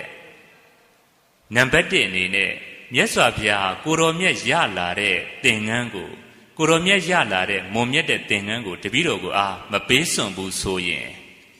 နံပါတ်2မြတ်စွာဘုရားကိုတော်မြတ်ရရှိလာတဲ့မွန်မြတ်တဲ့ဆွမ်းပေါ်စဉ်တွေကိုတပည့်တော်ကိုမစွန့်ဘူးဆိုရင်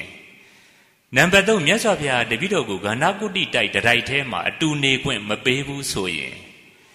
နံပါတ်4မြတ်စွာဘုရားကိုပင့်ဖိတ်တဲ့နေရာတိုင်းမှာတပည့်တော်ကိုခေါ်ယူမသွားဘူးဆိုရင်တဲ့တပည့်တော်မြတ်စွာဘုရားကိုပြုစုလုပ်ကြွေးပါမယ်ပြုစုလုပ်ကြွေးခွင့်ပြုပါဖေဟာလို့လျှောက်ထားခဲ့တယ်အဲ့တော့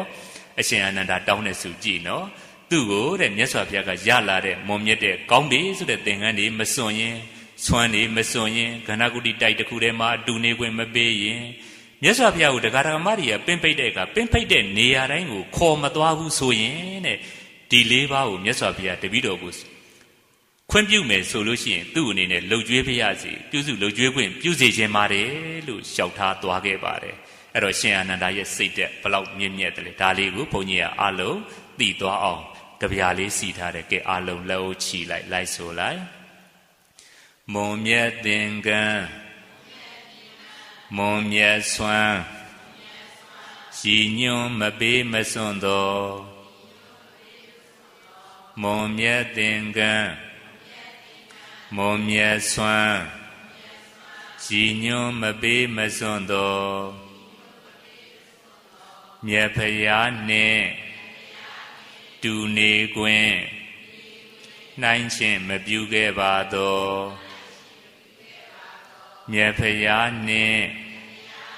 တူနေခွင့်နှိုင်းချင်းမပြုခဲ့ပါသောမြတ်ဖရာသာထိမ္မှန်ရာမပါနေခွင့်ရှိခဲ့သောမြတ်ဖရာသာထိမ္မှန်ရာမပါနေခွင့်ရှိခဲ့သောအဲ့တော့စုလေးမျိုးဟာမွန်မြတ်တဲ့သင်္ကန်းမွန်မြတ်တဲ့ဆွမ်းကိုရလာရင်သူ့ကိုမစွန့်ပါနဲ့တဲ့ဂန္ဓကုတ္တိတိုက်တစ်ခုထဲမှာလည်းအတူနေခွင့်မပေးပါနဲ့တဲ့မြတ်စွာဘုရားကိုတရားဓမ္မတွေကဖိတ်မှန်းတဲ့နေရာတိုင်းကိုသူ့ကိုမခေါ်ပါနဲ့တဲ့ဒီလေးချက်ကိုခွင့်ပြုပါတဲ့ကဲလိုက်ဆိုလိုက်လှုပ်ကြွေးပါမည်ဝန်ခံသည်အရှိကြည့်ခဲ့နော်လှုပ်ကြွေးပါမည်ဝန်ခံသည်အရှိကြည့်ခဲ့နော်ပေစုလေးထံရှင်အာနန္ဒာခွင့်ပန်တောင်းခဲ့သောပေစုလေးထံရှင်အာနန္ဒာခွင့်ပန်တောင်းခဲ့သော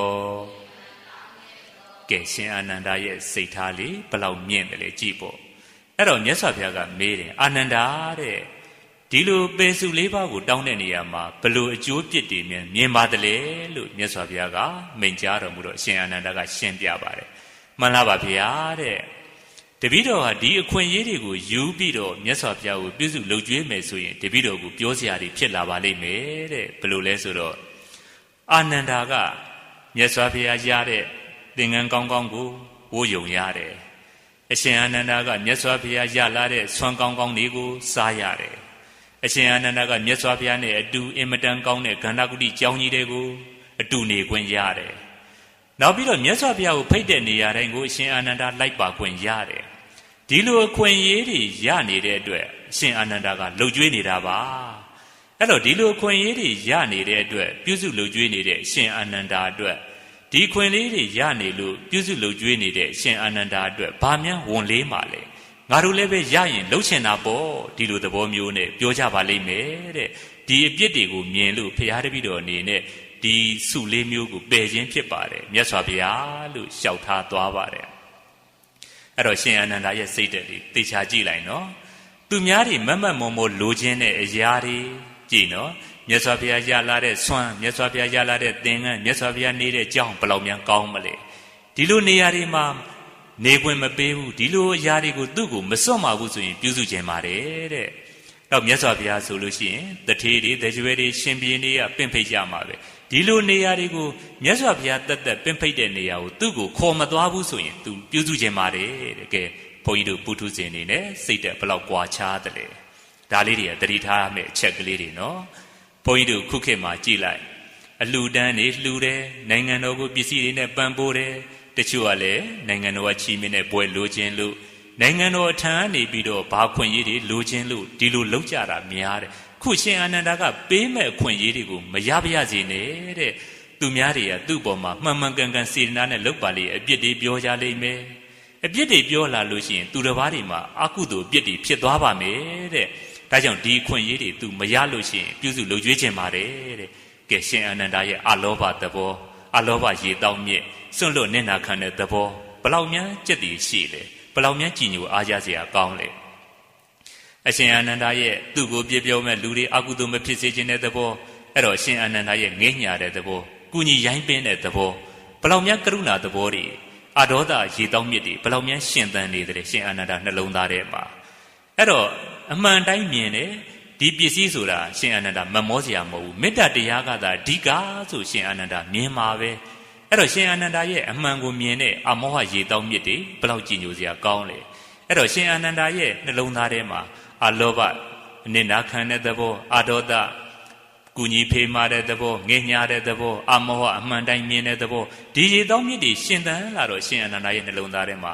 အသီးပွင့်နေရကောင်းလိုက်တာနောက်ဆုံးနိဗ္ဗာန်ချမ်းသာအထိခံစားသွားခဲ့ပါတယ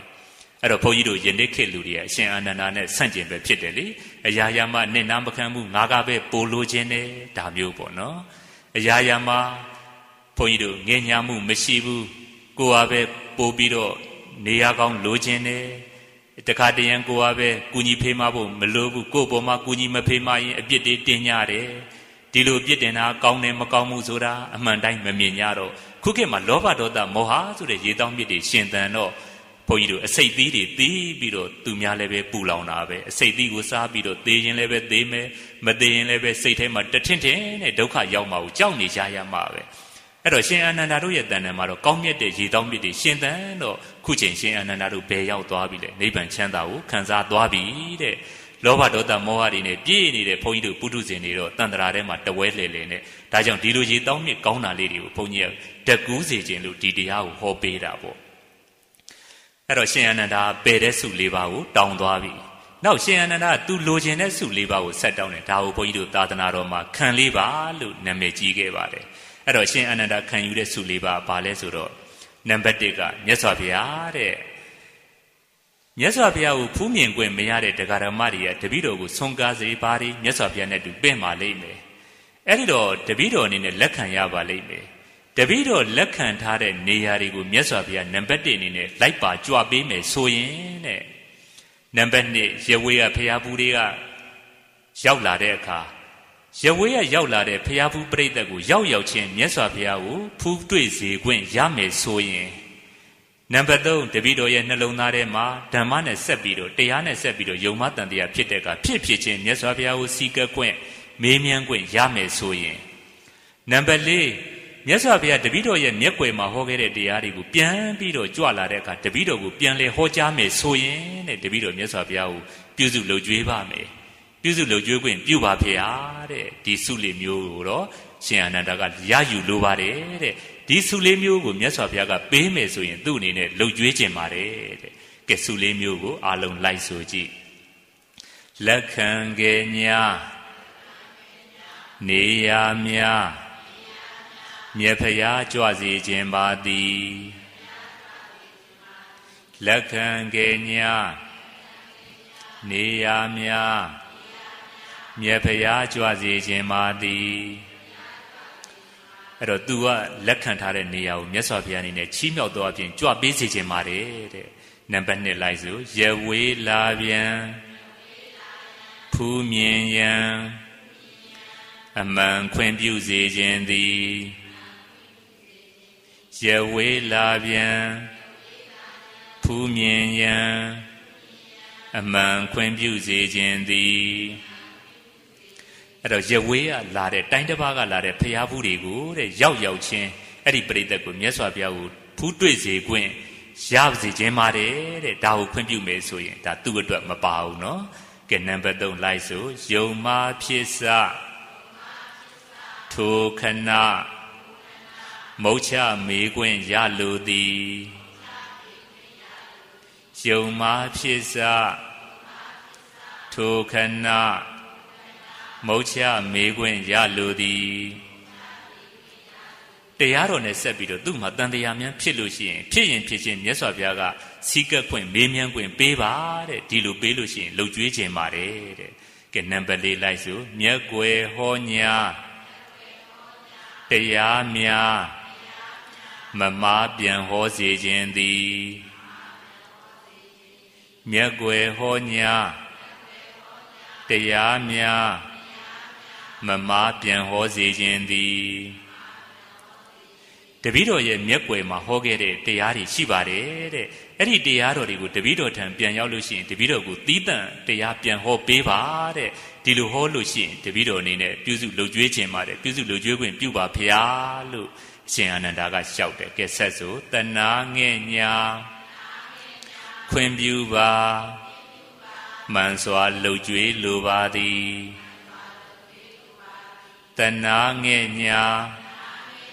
ခွင့်ပြုပါမှန်စွာလှုပ်ကြွေးလိုပါသည်ခန်းစုလေးတံရှင်အာနန္ဒခွင့်ပန်တောင်းခဲ့သည်ခန်းစုလေးတံရှင်အာနန္ဒခွင့်ပန်တောင်းခဲ့သည်ကဲဒီလေးမျိုးကိုရှင်အာနန္ဒကသူ့ကိုပေးသနာတော်မူပါတဲ့အဲ့တော့မြတ်စွာဘုရားကအာနန္ဒာတဲ့ဒီလိုခံစုလေးမျိုးကိုတောင်းတဲ့နေရာမှာသင်ကဘလို့အကျိုးအာနိသင်တွေကိုမြင်လို့လေလို့မြတ်စွာဘုရားကမေးတော့မြတ်စွာဘုရားတဲ့တချို့သောပုဂ္ဂိုလ်တွေကမြတ်စွာဘုရားနဲ့တွေ့ခွင့်မရကြပါဘူးအဲ့တော့တပည့်တော်ထံလာပြီးတော့မြတ်စွာဘုရားနဲ့အတူမနက်ဖြန်ဆုံးပုံပေးကြွပါလို့တပည့်တော်ကိုလျှောက်ထားကြပါလိမ့်မယ်ဒီကမှာမြတ်စွာဘုရားကတပည့်တော်လက်ခံထားတဲ့နေရာကိုမလိုက်ဘူးလို့ဆိုလို့ရှိရင်နောက်တစ်ချက်ကရဝေးရလာတဲ့ဖျားဘူးတွေကပင်ပန်းကြီးစွာနဲ့အဝေးကနေလာကြရတာဒီပရိသတ်တွေကိုမြတ်စွာဘုရားထံချက်ချင်းဖူးမြင့်စေခွင့်မရဘူးလို့ဆိုလို့ရှိရင်တပည့်တော်နှလုံးသားမှာဖြစ်နေတဲ့ယုံမတန်တရားတွေကိုချက်ချင်းမြတ်စွာဘုရားထံစီးကပ်ခွင့်မေးမြန်းခွင့်မရဘူးဆိုရင်တပည့်တော်ပြောစရာခံရတာရှိပါတယ်မြတ်စွာဘုရားတဲ့မြတ်စွာဘုရားကလည်းပြောကြပါလိမ့်မယ်တပည့်တော်ကလည်းအပြစ်ပြောကြပါလိမ့်မယ်ဘယ်လိုလဲဆိုတော့အာနန္ဒာကမြတ်စွာဘုရားကိုဘာဖြစ်လို့များလှုပ်ကြွေးနေရတာလဲမြတ်စွာဘုရားကလည်းပဲရှင်အာနန္ဒာအပေါ်မှာဒီအခွင့်အရေးလေးဒီချင်းမြောက်မှုလေးကိုမပြုဘူးလားဆိုပြီးတော့မြတ်စွာဘုရားကိုလည်းကဲ့ရဲ့ပြစ်တင်ကြပါလိမ့်မယ်တပည့်တော်ကိုလည်းကဲ့ရဲ့ပြစ်တင်ကြပါလိမ့်မယ်အဲ့တော့ရှင်အာနန္ဒာဘာဖြစ်လို့များမြတ်စွာဘုရားကိုလှုပ်ကြွေးနေတာလဲဘာအကျိုးမြတ်များရလို့လဲမြတ်စွာဘုရားကလည်းပဲရဝေးရဖျားဘူးတွေကိုချက်ချင်းဖူးတွေးခွင့်ဒါလောက်ကလေးတောင်မပေးနိုင်ဘူးလားရှင်အာနန္ဒာလက်ခံထားတဲ့နေရာတွေကိုမြတ်စွာဘုရားကဒါလောက်ကလေးသီးခံပြီးတော့တောင်မကြွနိုင်ဘူးလားအရှင်အာနန္ဒာယုံမတန်တရားဖြစ်လို့ရှိရင်ချက်ချင်းမေးမြန်းခွင့်ဒါလေးတောင်မြတ်စွာဘုရားကခွင့်မပြုနိုင်ဘူးလားဆိုပြီးတော့မြတ်စွာဘုရားကိုအပြစ်တင်ကြပါလိမ့်မယ်သူ့ပေါ်မှာလည်းပဲအပြစ်တင်ကြပါလိမ့်မယ်တဲ့ဘုန်းကြီးတို့အပြစ်တင်လို့ရှိရင်ပြစ်တင်တဲ့ယဟန်တွေလူတွေမှာအသိပြီးတော့မြတ်စွာဘုရားပေါ်ပြစ်တင်ရင်လည်းပဲပြစ်တွေကကြီးကုန်မယ်အကုသိုလ်တွေဖြစ်ကုန်မယ်သူ့ပေါ်မှာလည်းပဲပြစ်တင်ကြလိမ့်မယ်တဲ့ဒီတော့မြတ်စွာဘုရားပေါ်မှာအပြစ်မြင်ရင်သူ့ပေါ်မှာပြစ်မြင်ရင်အလုံးသောယဟန်ရှင်လူတွေမှာအကုသိုလ်တွေများပြီးတော့အပယ်လေးပါးတည်းရောက်သွားနိုင်ပါတယ်ဒါကြောင့်မြတ်စွာဘုရားတဲ့ဒီအကျိုးကိုမျှော်ကိုးပြီးတော့တပည့်တော်အနေနဲ့တပည့်တော်လက်ခံထားတဲ့နေရာကိုမြတ်စွာဘုရားကြွစေခြင်းပါတယ်ရဝေးရလာတဲ့ဘုရားဖူးတွေလည်းပဲဘုရားဖူးခြင်းတဲ့ဆန္ဒပြေပြောက်သွားအောင်ရောက်လာတဲ့ခဏမှာမြတ်စွာဘုရားကိုဖူး ဖူးတွေ့စေခွင့်ရစေခြင်းပါတယ်တပည့်တော်နှလုံးသားထဲမှာတရားနဲ့ဆက်ပြီးတန်တရားဖြစ်လို့ရှင်တဲ့ချက်ချင်းမေးမြန်းခွင့်လျှောက်ထားခွင့်ရကျင်တာပါဖေဟာတဲ့နောက်ဆုံးချက်ကဘာလဲဆိုတော့တချို့ပုဂ္ဂိုလ်တွေယဟန်တွေကတပည့်တော်ထံလာပြီးတော့မေးကြပါလိမ့်မယ်ငါရှင်အာနန္ဒာဒီဂါထာကိုမြတ်စွာဘုရားဘယ်မှာဟောကြားခဲ့တယ်လဲဒီတုတ်တန်ဒီဇက်တော်ကိုဘယ်နေရာမှာဟောကြားခဲ့တယ်လဲလို့မေးလို့ရှိရင်တပည့်တော်တကယ်လို့မြတ်စွာဘုရားကတပည့်တော်ရဲ့ကွယ်ရာရက်မှာတရားဟောခဲ့တာကိုတပည့်တော်ကိုပြန်ပြီးတော့မဟောဘူးဆိုရင်တပည့်တော်ပြည့်စုံအောင်မဖြေနိုင်တော့ပါဘူးဖေဟာတဲ့ဒီလိုမဖြေနိုင်တဲ့အခါမှာလည်းပဲအပြစ်တင်စရာတွေဖြစ်လာပါလိမ့်မယ်ဘယ်လိုလဲဆိုတော့ငါရှင်အာနန္ဒာသင်ကဒါလောက်ကလေးတောင်မသိဘူးလားငါရှင်ဟာမြတ်စွာဘုရားနောက်ကနေပြီးတော့အရေးပံမှာမကွဲခွာပဲနဲ့ညင့်ရှည်လာများဘာဖြစ်လို့များပြုစုလို့ကြွေးဖို့လိုက်နေရသေးတယ်လေဒါလောက်ကလေးတောင်မသိဘူးလားဆိုပြီးတော့တပည့်တော်ကဘယ်နေရာမှာဟောတာပါဒီဇက်ကိုဘယ်နေရာမှာဟောတာပါပြန်ပြီးတော့ပြည့်စုံအောင်မဖြေနိုင်လို့ရှိရင်အပြစ်တင်ကြပါလိမ့်မယ်တဲ့ဒါကြောင့်တပည့်တော်အနေနဲ့မြတ်စွာဘုရားကတပည့်တော်ရဲ့ကွယ်ရာမှာဟောခဲ့တဲ့တရားတွေကိုပြန်ကြွလာတဲ့အချိန်မှာတပည့်တော်ကိုပြန်ဟောစေခြင်းပါတယ်ဆိုတာဒီအကြောင်းကြောင့်မှမြတ်စွာဘုရားဆိုလျှောက်တော့မြတ်စွာဘုရားကအားလုံးစုရှစ်မျိုးလုံးကိုလက်ခံလိုက်ပါတယ်အဲ့ဒီနေ့ကစပြီးတော့မြတ်စွာဘုရားတက်တော်56နှစ်အရွယ်ကစပြီးတော့တက်တော်80တိ25နှစ်လုံးရှင်အာနန္ဒာမြတ်စွာဘုရားကိုပြုစုလုပ်ကြွေးသွားခဲ့ပါတယ်အဲ့တော့ဘုန်းကြီးတို့ဒီနေရာမှာစဉ်းစားရမယ့်ချက်ရှင်အာနန္ဒာရဲ့စိတ်တက်ကလေးနော်စောစောကပြောခဲ့တဲ့အနစ်နာခံလို့တဲ့အလောဘရေတောက်မြစ်ရှင်အာနန္ဒာရဲ့နှလုံးသားထဲမှာရှင်သန်နေတယ်နောက်ပြီးတော့အချင်းချင်းငဲ့ညာတဲ့သဘောပဝန်းကျင်ကိုအကုသိုလ်မဖြစ်စေခြင်းတဲ့သဘောပဝန်းကျင်ကိုဒုက္ခမရောက်စေခြင်းတဲ့သဘောငဲ့ညာမှုကုညီမှုသဘောအရောဒရေတောက်မြစ်လေးတွေရှင်အာနန္ဒာရဲ့နှလုံးသားထဲမှာသိပြီးတော့ရှင်သန်နေပါတယ်အဲ့တော့ဘလို့ဆိုရင်မှန်တယ်ဘလို့ဆိုရင်မကောင်းဘူးစသည်ဖြင့်အလုံးဘလို့လျှောက်ထားလို့ဘလို့ကျင့်သုံးရင်သူများတွေအကုသိုလ်ကင်းမယ်ဘလို့ကျင့်သုံးရင်အကုသိုလ်ဖြစ်လိမ့်မယ်ဒီလိုယထာဘူတကြကြမြင်မှုဆိုတဲ့အာမောဟရေတောက်မြစ်တွေရှင်အာနန္ဒာရဲ့နှလုံးသားထဲမှာရှင်သန်နေတယ်တဲ့အဲ့တော့ဒီစိတ်တက်လေးတွေကိုကိုယ့်ရဲ့နှလုံးသားထဲမှာမိမိတို့ကမိတ္တူကူးပြီးတော့ယူကြရမယ်အဲ့တော့ရှင်အာနန္ဒာတို့လိုစိတ်တက်ပိုင်ရှင်တွေကခုချိန်မှာနိဗ္ဗာန်ချမ်းသာကိုခံစားသွားကြပြီတဲ့လောဘတရားတွေအရာရာကိုကလိုချင်တာနင့်နာမခံချင်တာအရာရာမှာကိုကပဲအသားစီလိုချင်တာသူများကိုနှိမ်ချခြင်းတာလောဘရေတောက်မြစ်ဒေါသရေတောက်မြစ်အမှန်တိုင်းမသိတာမောဟရေတောက်မြစ်ဒီလောဘဒေါသမောဟရေတောက်မြစ်တွေရှင်သန်နေတဲ့ပုထုဇဉ်တွေကတော့ခုချိန်ထိတန်ត្រာထဲမှာအိုနာတိဒုက္ခဘေးတွေနဲ့လောကရန်ဒုက္ခတွေနဲ့ရှင်သန်နေတာဒီရေတောက်မြစ်တွေရှင်သန်နေလို့ဆိုတာဘုန်းကြီးဒါလေးကိုသိစေချင်တာအဲ့တော့ရှင်အာနန္ဒာစိတ်တဲ့ဘလောက်မြင့်တယ်လဲဆိုတာဘုန်းကြီးတို့ပြောပြအောင်မယ်ရှင်အာနန္ဒာဘုန်းကြီးတို့သာသနာတော်မှာဧတရက်ဘွဲ့၅ဘွဲ့ကိုရခဲ့ပါတယ်ဂုံတူး၅ခုပေါ့နော်ဒီဂုံတူး၅ခုကမြတ်စွာဘုရားကိုတော်တိုင်ရှင်အာနန္ဒာကိုချီးမြှောက်တော်မူခဲ့တာနံပါတ်1ကဘာလဲဆိုတော့ဧတရကံဘိကဝေမမတာဝကနံဘိက္ခုနံဘောဓုဒနံယရိဒံအာနန္ဒောဘိကဝေယံတို့မမငါဘုရားဤတာဝကနံတပိပိကုံသောဘိက္ခုနံယံတို့ဘိက္ခုနံတာဝကနံတပိပိကုံသောဘောဓုဒနံမြာစွာသောပရိယတိဓမ္မတုဒ္ဒရှိကြပေကုန်သောဘောဓုဒနံတရားဗန္ဓာစုအနေအားဖြင့်မြာစွာကြာနာသင်မဲ့ပြီးသောသုံးဖြာပိဋကပရိယတရားရှိကြကုန်သောဘိက္ခုနံယံတို့တွင်ယရိဒံယောယံအာနန္ဒောအခြင်းအာနန္ဒာတိအတ္တိရှိပါပေ၏ဧတံဧသောဤအာနန္ဒာတိအကံအကောအမျက်ဆုံးသာဆုံးဖြစ်ပါပေ၏ဤတိသို့ဘဂဝါသုံးလောကဒုဒ္ဒရှင်တော်မြတ်ဗျာသည်အဝေါစာကောင်းစွာမသွေမိန့်ကြားတော်မူခဲ့ပါပေတည်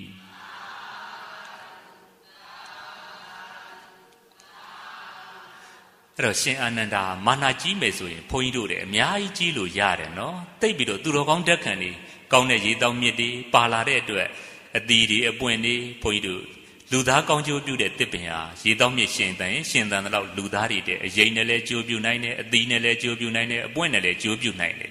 အစိတ်ပင်တွေကရေတောင်မြစ်ရှင်သန်ရင်ရှင်သန်တဲ့လောက်လူသားအလုံးကိုဒုက္ခပေးနိုင်တယ်တဲ့ခုရှင်အာနန္ဒာရဲ့နှလုံးသားထဲမှာရေတောင်မြစ်တွေကကောင်းခဲ့တော့အလုံးကိုယ်တိုင်လည်းပဲနိဗ္ဗာန်ချမ်းသာကိုခံစားသွားတယ်ပဝန်းကျင်ကိုလည်းပဲဒုက္ခမပေးဘူးကုသိုလ်တွေဖြစ်အောင်လုပ်သွားတယ်အများကောင်းကျိုးသာသနာကောင်းကျိုးကိုဆောင်ရွက်သွားနိုင်တယ်ပေါ့အဲ့တော့တကယ်လို့မာနကြီးမယ်ဆိုရင်ရှင်အာနန္ဒာတို့ကစိတ်ကြီးဝင်စရာကောင်းတယ်ဘဟုတုတ္တရှိတဲ့ထဲမှာတဲ့အာနန္ဒာအသာဆုံးပါတဲ့မြတ်စွာဘုရားကမိန့်ကြားခဲ့တယ်ပေါ့အဲ့တော့မြတ်စွာဘုရားရဲ့တပိတွေထဲမှာဘုန်းကြီးတို့ပိဋကတ်သုံးပုံနိကေ9ရဲ့ဓမ္မခန္ဓာပေါင်း8400ဆိုတာရှင်အာနန္ဒာတပါးတည်းပဲအပြည့်စုံရရှိတော်မူပါတယ် မြတ်စွာဘုရားထံကဓမ္မခန္ဓာပေါင်း82,000သင်ယူခဲ့တယ်ရှင်သာရိပုတ္တစတဲ့ယဟန်တော်တွေထံကဓမ္မခန္ဓာပေါင်း2,000သင်ယူခဲ့တယ်အဲ့တော့ပိဋကသုံးပုံဓမ္မခန္ဓာပေါင်း84,000ဆိုတာအရှင်အာနန္ဒာရဲ့နှလုံးသားထဲမှာပြေဝနေခဲ့တယ်အဲ့တော့ရှင်အာနန္ဒာကဘာကြီးရွယ်ချက်နဲ့သင်ယူတာလဲဆိုတော့တရားဗန္ဓာဇိုးအနေနဲ့သင်တာတဲ့နိဗ္ဗာန်ရောက်ဖို့မဟုတ်ဘူးရှင်အာနန္ဒာဒီဘဝမှာနိဗ္ဗာန်မျက်မှောက်ပြုမဲ့ပါရမီရှင်ဆိုတာမြတ်စွာဘုရားကမိန့်ကြားခဲ့တယ်အဲ့တော့ရှင်အာနန္ဒာစာပေသင်တာလက်လာပလိုခြင်းလို့မဟုတ်ဘူးနာမည်ကြီးခြင်းလို့မဟုတ်ဘူးအပူဇော်ခံခြင်းလို့မဟုတ်ဘူးသီးသန့်မြတ်စွာဘုရားရဲ့ဓမ္မခန္ဓာတရားတွေပျောက်ပြတ်မှာစိုးလို့တဲ့သင်ယူခဲ့တာဘုန်းကြီးတို့တရားဗန္ဓာစိုးဆိုတာရှင်ဘုရင်ရဲ့ဗန္ဓာကိုထိန်းတဲ့ပုဂ္ဂိုလ်တယောက်ဟာဒီဗန္ဓာတွေကိုကိုယ်တိုင်သုံးဖို့မဟုတ်ဘူးတန်ရည်ပြည်ပေါ်လာရင်သုံးဖို့အများပြည်သူအကျိုးအတွက်နန်းတော်အတွက်အသုံးပြုဖို့သူတို့စောင့်ရှောက်နေရတာအရှင်အာနန္ဒာစာပေတွေပိဋကသုံးပုံကိုသင်ယူခဲ့တယ်ဆိုတာလည်းပဲဒီတရားတွေပျောက်ပြတ်မှာစိုးလို့အဲ့တော့ပထမတန်ခိုင်နာပွဲမှာရှင်အာနန္ဒာတို့ပါဝင်တဲ့အတွက်ယနေ့ဒီသာသနာတော်ကြီးရှေ့သွားတယ်တဲ့တန်ခိုင်နာတင်ခဲ့ကြတယ်ယနေ့တရားဓမ္မတွေတရားနာယူခွင့်ရတယ်တရားရှုမှတ်ခွင့်ရတယ်ကုသိုလ်အကုသိုလ်ခွဲခြားသိခွင့်ရတယ်ရှင်အာနန္ဒာရဲ့ကျေးဇူးတွေအရှင်အာနန္ဒာကဘုန်းကြီးတို့သစ်ပင်ဟာအသီးသီးတဲ့အခါသူစားသုံးဖို့မဟုတ်ဘူးအလုံးတတ္တဝါတွေလူသားတွေကောင်းကျိုးပြုဖို့စားသုံးဖို့အတွက်သစ်ပင်ဟာအသီးသီးပေးရတာမြစ်တရားဘုန်းကြီးတို့ရေကိုသူတောက်ဖို့အတွက်မဟုတ်ဘူးအလုံးသောတတ္တဝါတွေအကျိုးရှိဖို့အတွက်မြစ်ရေဟာစီစဉ်ပေးရတာနွားမဟာလည်းပဲနှုတ်ရေကိုသူပေးတဲ့အခါမှာသူ့အတွက်မဟုတ်ဘူးအလုံးတတ္တဝါတွေအာဟာရဖြစ်ဖို့ပေးရတယ်လို့ပဲရှင်အာနန္ဒာစာပေသင်ခဲ့တာအလုံးသာသနာတော်ကြီးရှေ့ဖို့တရားဓမ္မတွေအတိညာဉ်ပွားဖို့သာသနာတော်မိပြီးတော့မဖို့နိဗ္ဗာန်ရဖို့အပေတကားတွေပိတ်ဖို့နိဗ္ဗာန်ချမ်းသာခံစားဖို့အများကျိုးအတွက်သင်ခဲ့တာတဲ့အရှင်အာနန္ဒာရဲ့စိတ်တဲ့ဘလောက်ကောင်းလိုက်တယ်လေဘုန်းကြီးတို့ခုခေတ်မှာဆိုလို့ရှိရင်စာသင်နေကြတာကိုယ့်အတွက်သင်နေကြတာပဲဒီလိုစာသင်ရင်းနဲ့နိဗ္ဗာန်တိမျက်မှောက်ပြုမှာကိုကြိုးတွေကြီးပဲစာမှုပဲအောင်လို့ရှိရင်ပူဇော်ခံရသေးတယ်ဒါတောင်မှခုခေတ်မှာစာမသင်ခြင်းကြတော့အရှင်အာနန္ဒာတို့ကတော့ကိုကြိုးအတွက်လုပ်ခဲ့တာမဟုတ်ဘူးတဲ့သိကြည်ညိုစရာကောင်းတယ်ရှင်အာနန္ဒာတို့ရဲ့စိတ်တဲ့ပေါ့ဒါကဘဝတုတ္တရာမှာအမျက်ဆုံးပုဂ္ဂိုလ်တဲ့နောက်ဒုတိယဘာလဲဆိုတော့တတိမန္တာနံလွန်ခဲ့သောတတိရှိကြပေကုန်သောတတိမန္တာနံမြတ်စွာဘုရားတရားတော်ကိုမမေ့ပြောင်းအောင်မှတ်သားထားနိုင်သောတတိရှိကြပေကုန်သောဘိက္ခုနံယံတို့တွင်တဲ့အဲ့တော့တတိရှိတဲ့အထဲမှာလည်းပဲအရှင်အာနန္ဒာအမျက်ဆုံးပါတဲ့ဘုန်းကြီးတို့ယဟန္တာချင်းအတူတူပဲထားတော့တချို့ယဟန္တာတွေကလည်းပဲဒီတုတ်တန်ကိုနားတယ်အရှင်အာနန္ဒာလည်းနားတယ်ဒါပေမဲ့ရှင်အာနန္ဒာကသူ့ရဲ့ဘဝတစ်လျှောက်လုံးမှာမမေ့အောင်တတိရှိတဲ့အထဲမှာတော့အသာဆုံးတဲ့တချို့ယဟန္တာတွေကတော့သင်ယူပြီးတဲ့အခါနောက်တစ်နှစ်ကြာရင်မေ့ချင်မေ့သွားမှာပေါ့ဘုန်းကြီးတို့ကျောင်းသား2ယောက်တောင်မှ10တန်းကျောင်းသား2ယောက်ကြည့်လိုက်ပေါ့အတူတူသင်တယ်အတူတူစားရရနေတယ်ဒါပေမဲ့တယောက်သောကျောင်းသားကတစ်လ2လကြာရင်မေ့သွားတယ်တယောက်သောကျောင်းသားက10နှစ်ကြာရင်တောင်မှမေ့ချင်မှမေ့တာအဲ့ဒါတတိကောင်းလို့ပေါ့အရှင်အာနန္ဒာလည်းဒီတိုင်းပဲမြတ်စွာဘုရားရဲ့တရားတော်တွေကိုသင်ယူတဲ့နေရာမှတ်သားတဲ့နေရာမှာတတိတရားသိကောင်းတယ်တဲ့အားလုံးမြတ်စွာဘုရားဟောတဲ့တရားတွေကိုဣတိမရွေးပေါ့နော်အားလုံးပုပ္ပအခရာတွေကိုမှတ်သားနိုင်တဲ့တတိရှိပါတယ်တဲ့ကဲဘလောက်မာနာကြီးခြင်းစရာကောင်းလဲခုခေတ်မှာဘွဲဒီဂရီလေးတွေရတာနဲ့မြောက်ကြွနဲ့ဖြစ်နေတယ်ရှင်အာနန္ဒာတို့ရဲ့စိတ်ထားဟာဒီလောက်ကြီးဂုံသတင်းတွေကြီးမားနေပြီမဲ့သိပြီးတော့မျက်နှိုးစရာကောင်းကြည်ညိုစရာကောင်းတဲ့စိတ်ထားပိုင်ရှင်ပါတဲ့ဒါလေးတွေကိုဘုန်းကြီးအတူယူဖို့ပြောပြတာဒါကဣတရဘွဲဒုတိယဘွဲပေါ့တတိယဘွဲကဘာလဲဆိုတော့ဂတိမန္တာနံတဲ့ဂတိမန္တာနံလွန်ခဲ့သောဉာဏ်ပညာရှိကုန်သောဂတိမန္တာနံမြတ်စွာဘုရားဟောတော်မူအပ်သည့်အတိုင်းအလုံးစုံသောပုဒ်တုကိုသိနိုင်သောလွန်ခဲ့သောဉာဏ်ပညာမှတ်ဉာဏ်ရှိကြကုန်သောတဲ့ရှင်အာနန္ဒာမှတ်ဉာဏ်လည်းသိကောင်းတာပဲတဲ့ဘယ်လောက်ထိမှတ်ဉာဏ်ကောင်းလဲဆိုတော့ဘုန်းကြီးတို့စာပေမှာမှတ်တမ်းတင်ထားတာရှိတယ်အရှင်အာနန္ဒာဥပမာဖြင့်မတ်တက်ရက်နေတယ်ဆိုကြပါစို့အဲ့မတ်တက်ရက်နေတဲ့အချိန်မှာခြေတော့မရွှေ့ခင်အတွင်းမှာတဲ့သူရက်နိုင်တဲ့လောက်မတ်တက်ရက်နေတယ်ခြေတော့ဟိုနန်းဒီနန်းမရွှေ့ဘူးတခါတည်းနဲ့တစ်စက်တည်းရက်နေတယ်ပေါ့အဲ့ဒီမတ်တက်တစ်ခါရက်တဲ့အတွင်းမှာတဲ့ခြေတော့မရွှေ့ပဲနဲ့ဘုန်းကြီးတို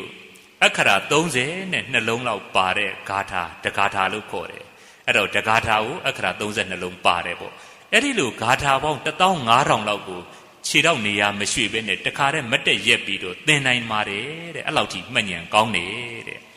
့နောက်ပြီးတော့မှတ်ဉာဏ်ကဘုန်းကြီးတို့တရားနာတယ်ဆိုရင်တချို့ကအဓိပ္ပာယ်လေးပဲသိတယ်လုံးစီပစီမပြောတတ်ဘူးအရှင်အာနန္ဒာကတော့မှတ်လည်းပဲမှတ်မိတယ်လုံးစီပစီလည်းပဲပြန်ပြီးတော့ပြောနိုင်ပါတယ်တဲ့ဒီလောက်ထိမှတ်ဉာဏ်ကောင်းတယ်တချို့ယဟန်တွေကအကြောင်းအရာတော့သိတယ်မြတ်စွာဘုရားဟောတဲ့အတိုင်းလုံးစီပစီတူအောင်မပြောနိုင်အရှင်အာနန္ဒာကသဘောတိတ်ပဲလည်းပဲ သိတယ်နောက်ပြီးတော့မြတ်စွာဘုရားဟောတဲ့အတိုင်းပုပ္ပအခရာတွေကိုလည်းတလုံးမကျန်မှတ်မိတယ်တဲ့ဒီလောက်ထိမှတ်ဉဏ်ကောင်းခဲ့တဲ့အရှင်အာနန္ဒာပါဒီနေရာမှာလည်းပဲဧတတဲ့ဘွယ်ရခဲ့ပါတယ်နောက်စတုထဘာလဲဆိုတော့ဒိဋ္ဌိမန္တတဲ့ဝိရိယကြီးမားတဲ့ထဲမှာလည်းအသာဆုံးတဲ့အဲ့တော့ဘယ်လိုလဲဆိုတော့ဒိဋ္ဌိမန္တနံလွန်ကဲသောဝိရိယရှိကြကုန်သောဒိဋ္ဌိမန္တနံမြတ်စွာဘုရားတရားကိုသင်ယူခြင်းရွတ်အံ့ခြင်းမှတ်သားဆောင်ရွက်ထားခြင်းမြတ်စွာဘုရားဝကြီးဝငယ်ပြုစုခြင်းတို့၌လွန်ကဲသောဝိရိယရှိကြကုန်သောတဲ့ရှင်အာနန္ဒာရဲ့ဝိရိယမှန်းကြည့်လိုက်နော်အရှင်အာနန္ဒာမြတ်စွာဘုရားပေါ်မှာဥပဒကနံမြတ်စွာဘုရားလှုပ်ကြွေးပြုစုကုန်သောတဲ့နံပါတ်5အနေနဲ့လည်းပဲပြုစုလှုပ်ကြွေးတဲ့ယဟန်တွေထဲမှာရှင်အာနန္ဒာအသာဆုံးတဲ့အရှင်အာနန္ဒာဘယ်လိုပြုစုတယ်လဲဆိုတော့ကလေးလိုပြုစုတာတက်ကားဖြင့်တော့အရှင်အာနန္ဒာမြတ်စွာဘုရားနဲ့ရွယ်တူပဲဖွားဘက်တော်ပဲမြတ်စွာဘုရားက56နှစ်ရောက်ပြီဆိုတော့ရှင်အာနန္ဒာလည်း56နှစ်ရောက်ပြီပဲဒါမှမဟုတ်မြတ်စွာဘုရားကိုမျက်နှာတရေကတ်တာစသည်ဖြင့်လှုပ်ပေးတယ်တပူတွေဘာတွေကတ်တယ်ကိုရင်လေးလိုပဲပြုစုလှုပ်ကြွေးခဲ့ပါတယ်နောက်ပြီးတော့ဘာလဲဆိုတော့မြတ်စွာဘုရားအတွက်တပြည့်စီလဲပေးတယ်မြတ်စွာဘုရားရေချိုးတော်မူတဲ့အခါကြီးတွန်းပေးတယ်မြတ်စွာဘုရားကိုနှိမ့်နေပြီးတော့ပေးတယ်တဲ့ဝေယဝစ္စကိုကိုရင်လေးတစ်ပါးလို့ဆောင်ရွက်ခဲ့တယ်နော်နောက်တကညအိတ်ချိန်ကြတော့ဘယ်လိုလဲဆိုတော့မြတ်စွာဘုရားတရင်သုံးတဲ့ကန္နာကုတိတိုက်ကို6ချိန်စီမီကိုကင်ပြီးတော့လှဲ့တယ်တဲ့ရှင်အာနန္ဒာရဲ့ဝီရိယနော်ဒါကြောင့်ဝီရိယကြီးမားတာထဲမှာဧတတဲ့ရခဲ့တာပါအဲ့တော့ဘယ်လိုလဲဆိုတော့စီမီကိုကင်ပြီးတော့ကျောင်းကို9ဘက်ပတ်တယ်မြတ်စွာဘုရားမြန်ခေါ်တော်မူလိုက်လို့ရှိရင်ငါမြန်အိတ်ငိုက်နေလို့ရှိရင်တော့မြတ်စွာဘုရားခေါ်တာမတိပဲနေလိမ့်မယ်ဆိုပြီးတော့မြတ်စွာဘုရားခေါ်တော်မူသလားသိအောင်လို့မအိတ်ဖဲနဲ့တညကိုမြတ်စွာဘုရားတရင်သုံးတဲ့ကျောင်းကိုစီမီတိုင်ကိုကင်ပြီးတော့9ဘက်ပတ်တယ်တဲ့မြတ်စွာဘုရားဒီချိန်မှာငါဘာလုပ်ပေးရမလဲမြတ်စွာဘုရားဒီချိန်မှာဘာလိုအပ်နေတယ်လဲဆိုပြီးတော့ကိုယ်စိတ်ကိုဘေးချပြီးတော့မြတ်စွာဘုရားရဲ့စိတ်နဲ့နေခဲ့ပါတယ်တဲ့ဒါဘုန်းကြီးတို့မိဘဆရာသမားကိုပြုစုလုပ်ကြွေးတဲ့ပုံကိုယ်တွေဒါလေးတွေကတတိထားတဲ့ငါတို့ရဲ့မိဘဘာများလိုအပ်နေတယ်လဲငါတို့ဘာများဖြည့်ဆည်းပေးနိုင်မလဲဒါမျိုးလေးတွေရှင်အာနန္ဒာရဲ့စိတ်တဲ့ပေါ့အဲ့တော့မြတ်စွာဘုရားကိုဒီလိုပြုစုနေတဲ့ထဲကနေပြီးတော့ရှင်အာနန္ဒာဘာတွေလုပ်သေးတယ်လဲမြတ်စွာဘုရားထံကစာရီသင်ယူတယ်ရှင်သာရိပုတ္တစတဲ့ယဟန်ဒီထံကဓမ္မခန္ဓာ2000လောက်သင်ယူတယ်နောက်ပြီးတော့သင်ထားတဲ့စာရီကိုမမေ့အောင်ပြန်ဆိုတယ်နောက်ပြီးတော့မမေ့အောင်မှတ်သားဆောင်ရွက်တဲ့စဉ်းစားဆင်ခြင်တဲ့ကဲရှင်အာနန္ဒာရဲ့ဝိရိယဘယ်လောက်ကြီးတယ်လဲဘုန်းကြီးတို့ဆိုရင်ဝေယဝစ္စလုပ်ပြီးဆိုရင်စာမတင်ကျင်တော့ပါဘူးစာတင်စာချလုပ်ရင်လည်းဝေယဝစ္စမလုပ်နိုင်တော့ပါဘူးဆိုပြီးတော့ဝိရိယတွေနဲလိုက်တာတချို့ဆိုရင်စီးပွားရေးလုပ်နေလို့ရှိရင်မိဘတာဝန်လင်းဟင်းတယ်မိဘကိုလှုပ်ကြွေးရင်စီးပွားရေးတာဝန်တွေလင်းဟင်းတယ်ရှင်အာနန္ဒာကတော့မြတ်စွာဘုရားကိုဒီလောက်ကြီးပြုစုလှုပ်ကြွေးတာတောင်မ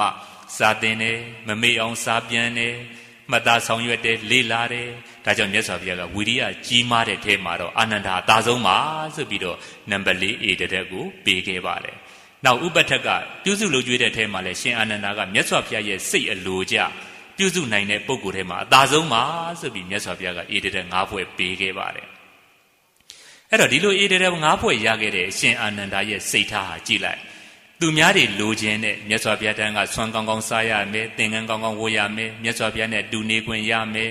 မြတ်စွာဘုရားဖိတ်တဲ့နေရာတိုင်းရမယ်ဆိုတဲ့လူတိုင်းလိုချင်တဲ့အရာကိုတော့အရှင်အာနန္ဒာဟာလစ်လျူရှုပယ်စွန့်နိုင်တယ်တဲ့ဒါပါလဲဆိုတော့အနစ်နာခံတဲ့တတ်သဘောအလောဘရေတောင်းမြင့်နောက်ပြီးတော့အချင်းချင်းငဲ့ညာတဲ့သဘော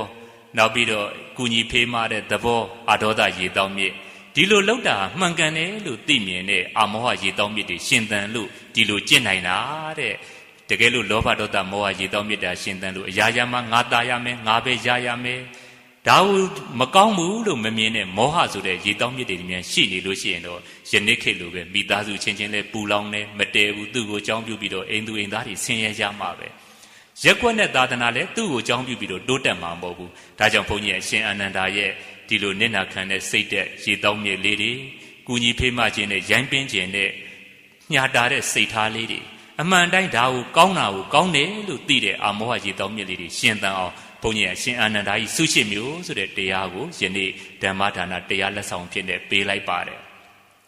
်ဒါကြောင့်အလှအမများအနေနဲ့ဒီတရားတော်ကိုနာယူပြီးတော့အရှင်အာနန္ဒာကဲ့သို့အမျိုးဘာသာသာသနာမောင်နှမချင်းချင်းရဲ့ရွာပေါ်မှာငါ့ကိုအကြောင်းပြုပြီးတော့ငါရဲ့ရဲ့ရွာငါရဲ့သာသနာငါရဲ့မိဘဆွေမျိုးတွေဘလို့တိုးတက်မလဲဆိုတဲ့အနစ်နာခံခြင်းနဲ့ရေတောင်းမြစ်တွေရှင်သန်အောင်ကြိုးစားနိုင်ကြပါစေနောက်ပြီးတော့ငါကိုအကြောင်းပြုပြီးတော့ဒုက္ခမရောက်ပါစေနဲ့ငါကိုအကြောင်းပြုပြီးတော့သူတို့ ဒီဒုက္ခတွေကကင်းလွတ်ပါစေဆိုတဲ့အချင်းချင်းငဲ့ညာခြင်းကုညီဖေးမှခြင်းဆိုတဲ့အဒေါသရေတောင်းမြစ်တွေရှင်သန်အောင်ဆက်လက်ပြီးတော့မိမိတို့ပြုစုပြိုးထောင်စောင့်ရှောက်နိုင်ကြပါစေဒီလိုစိတ်ထားတွေကနိဗ္ဗာန်ရောက်ကြောင်းတရားဖြစ်တယ်ဆိုပြီးတော့အမောဟရေတောင်းမြစ်အမှန်တိုင်းမြင်တဲ့ရေတောင်းမြစ်တွေကိုလည်းရှင်သန်အောင်ပြုစုနိုင်ကြပါစေဒီလိုရေတောင်းမြစ်တွေရှင်သန်ပြီးတော့မျိုးဘာသာသာသနာကိုကောင်းကျိုးကိုပြုလုပ်ရင်းနဲ့အရှင်အာနန္ဒာကဲ့သို့ဆင်းရဲခတ်သိမ်းချုပ်ငြိမ်းရနိဗ္ဗာန်ကိုကိုယ်စီကိုယ်ငါဒီဘဝမှာပဲမျက်မှောက်ပြုနိုင်ကြပါစေကုန်သတည်း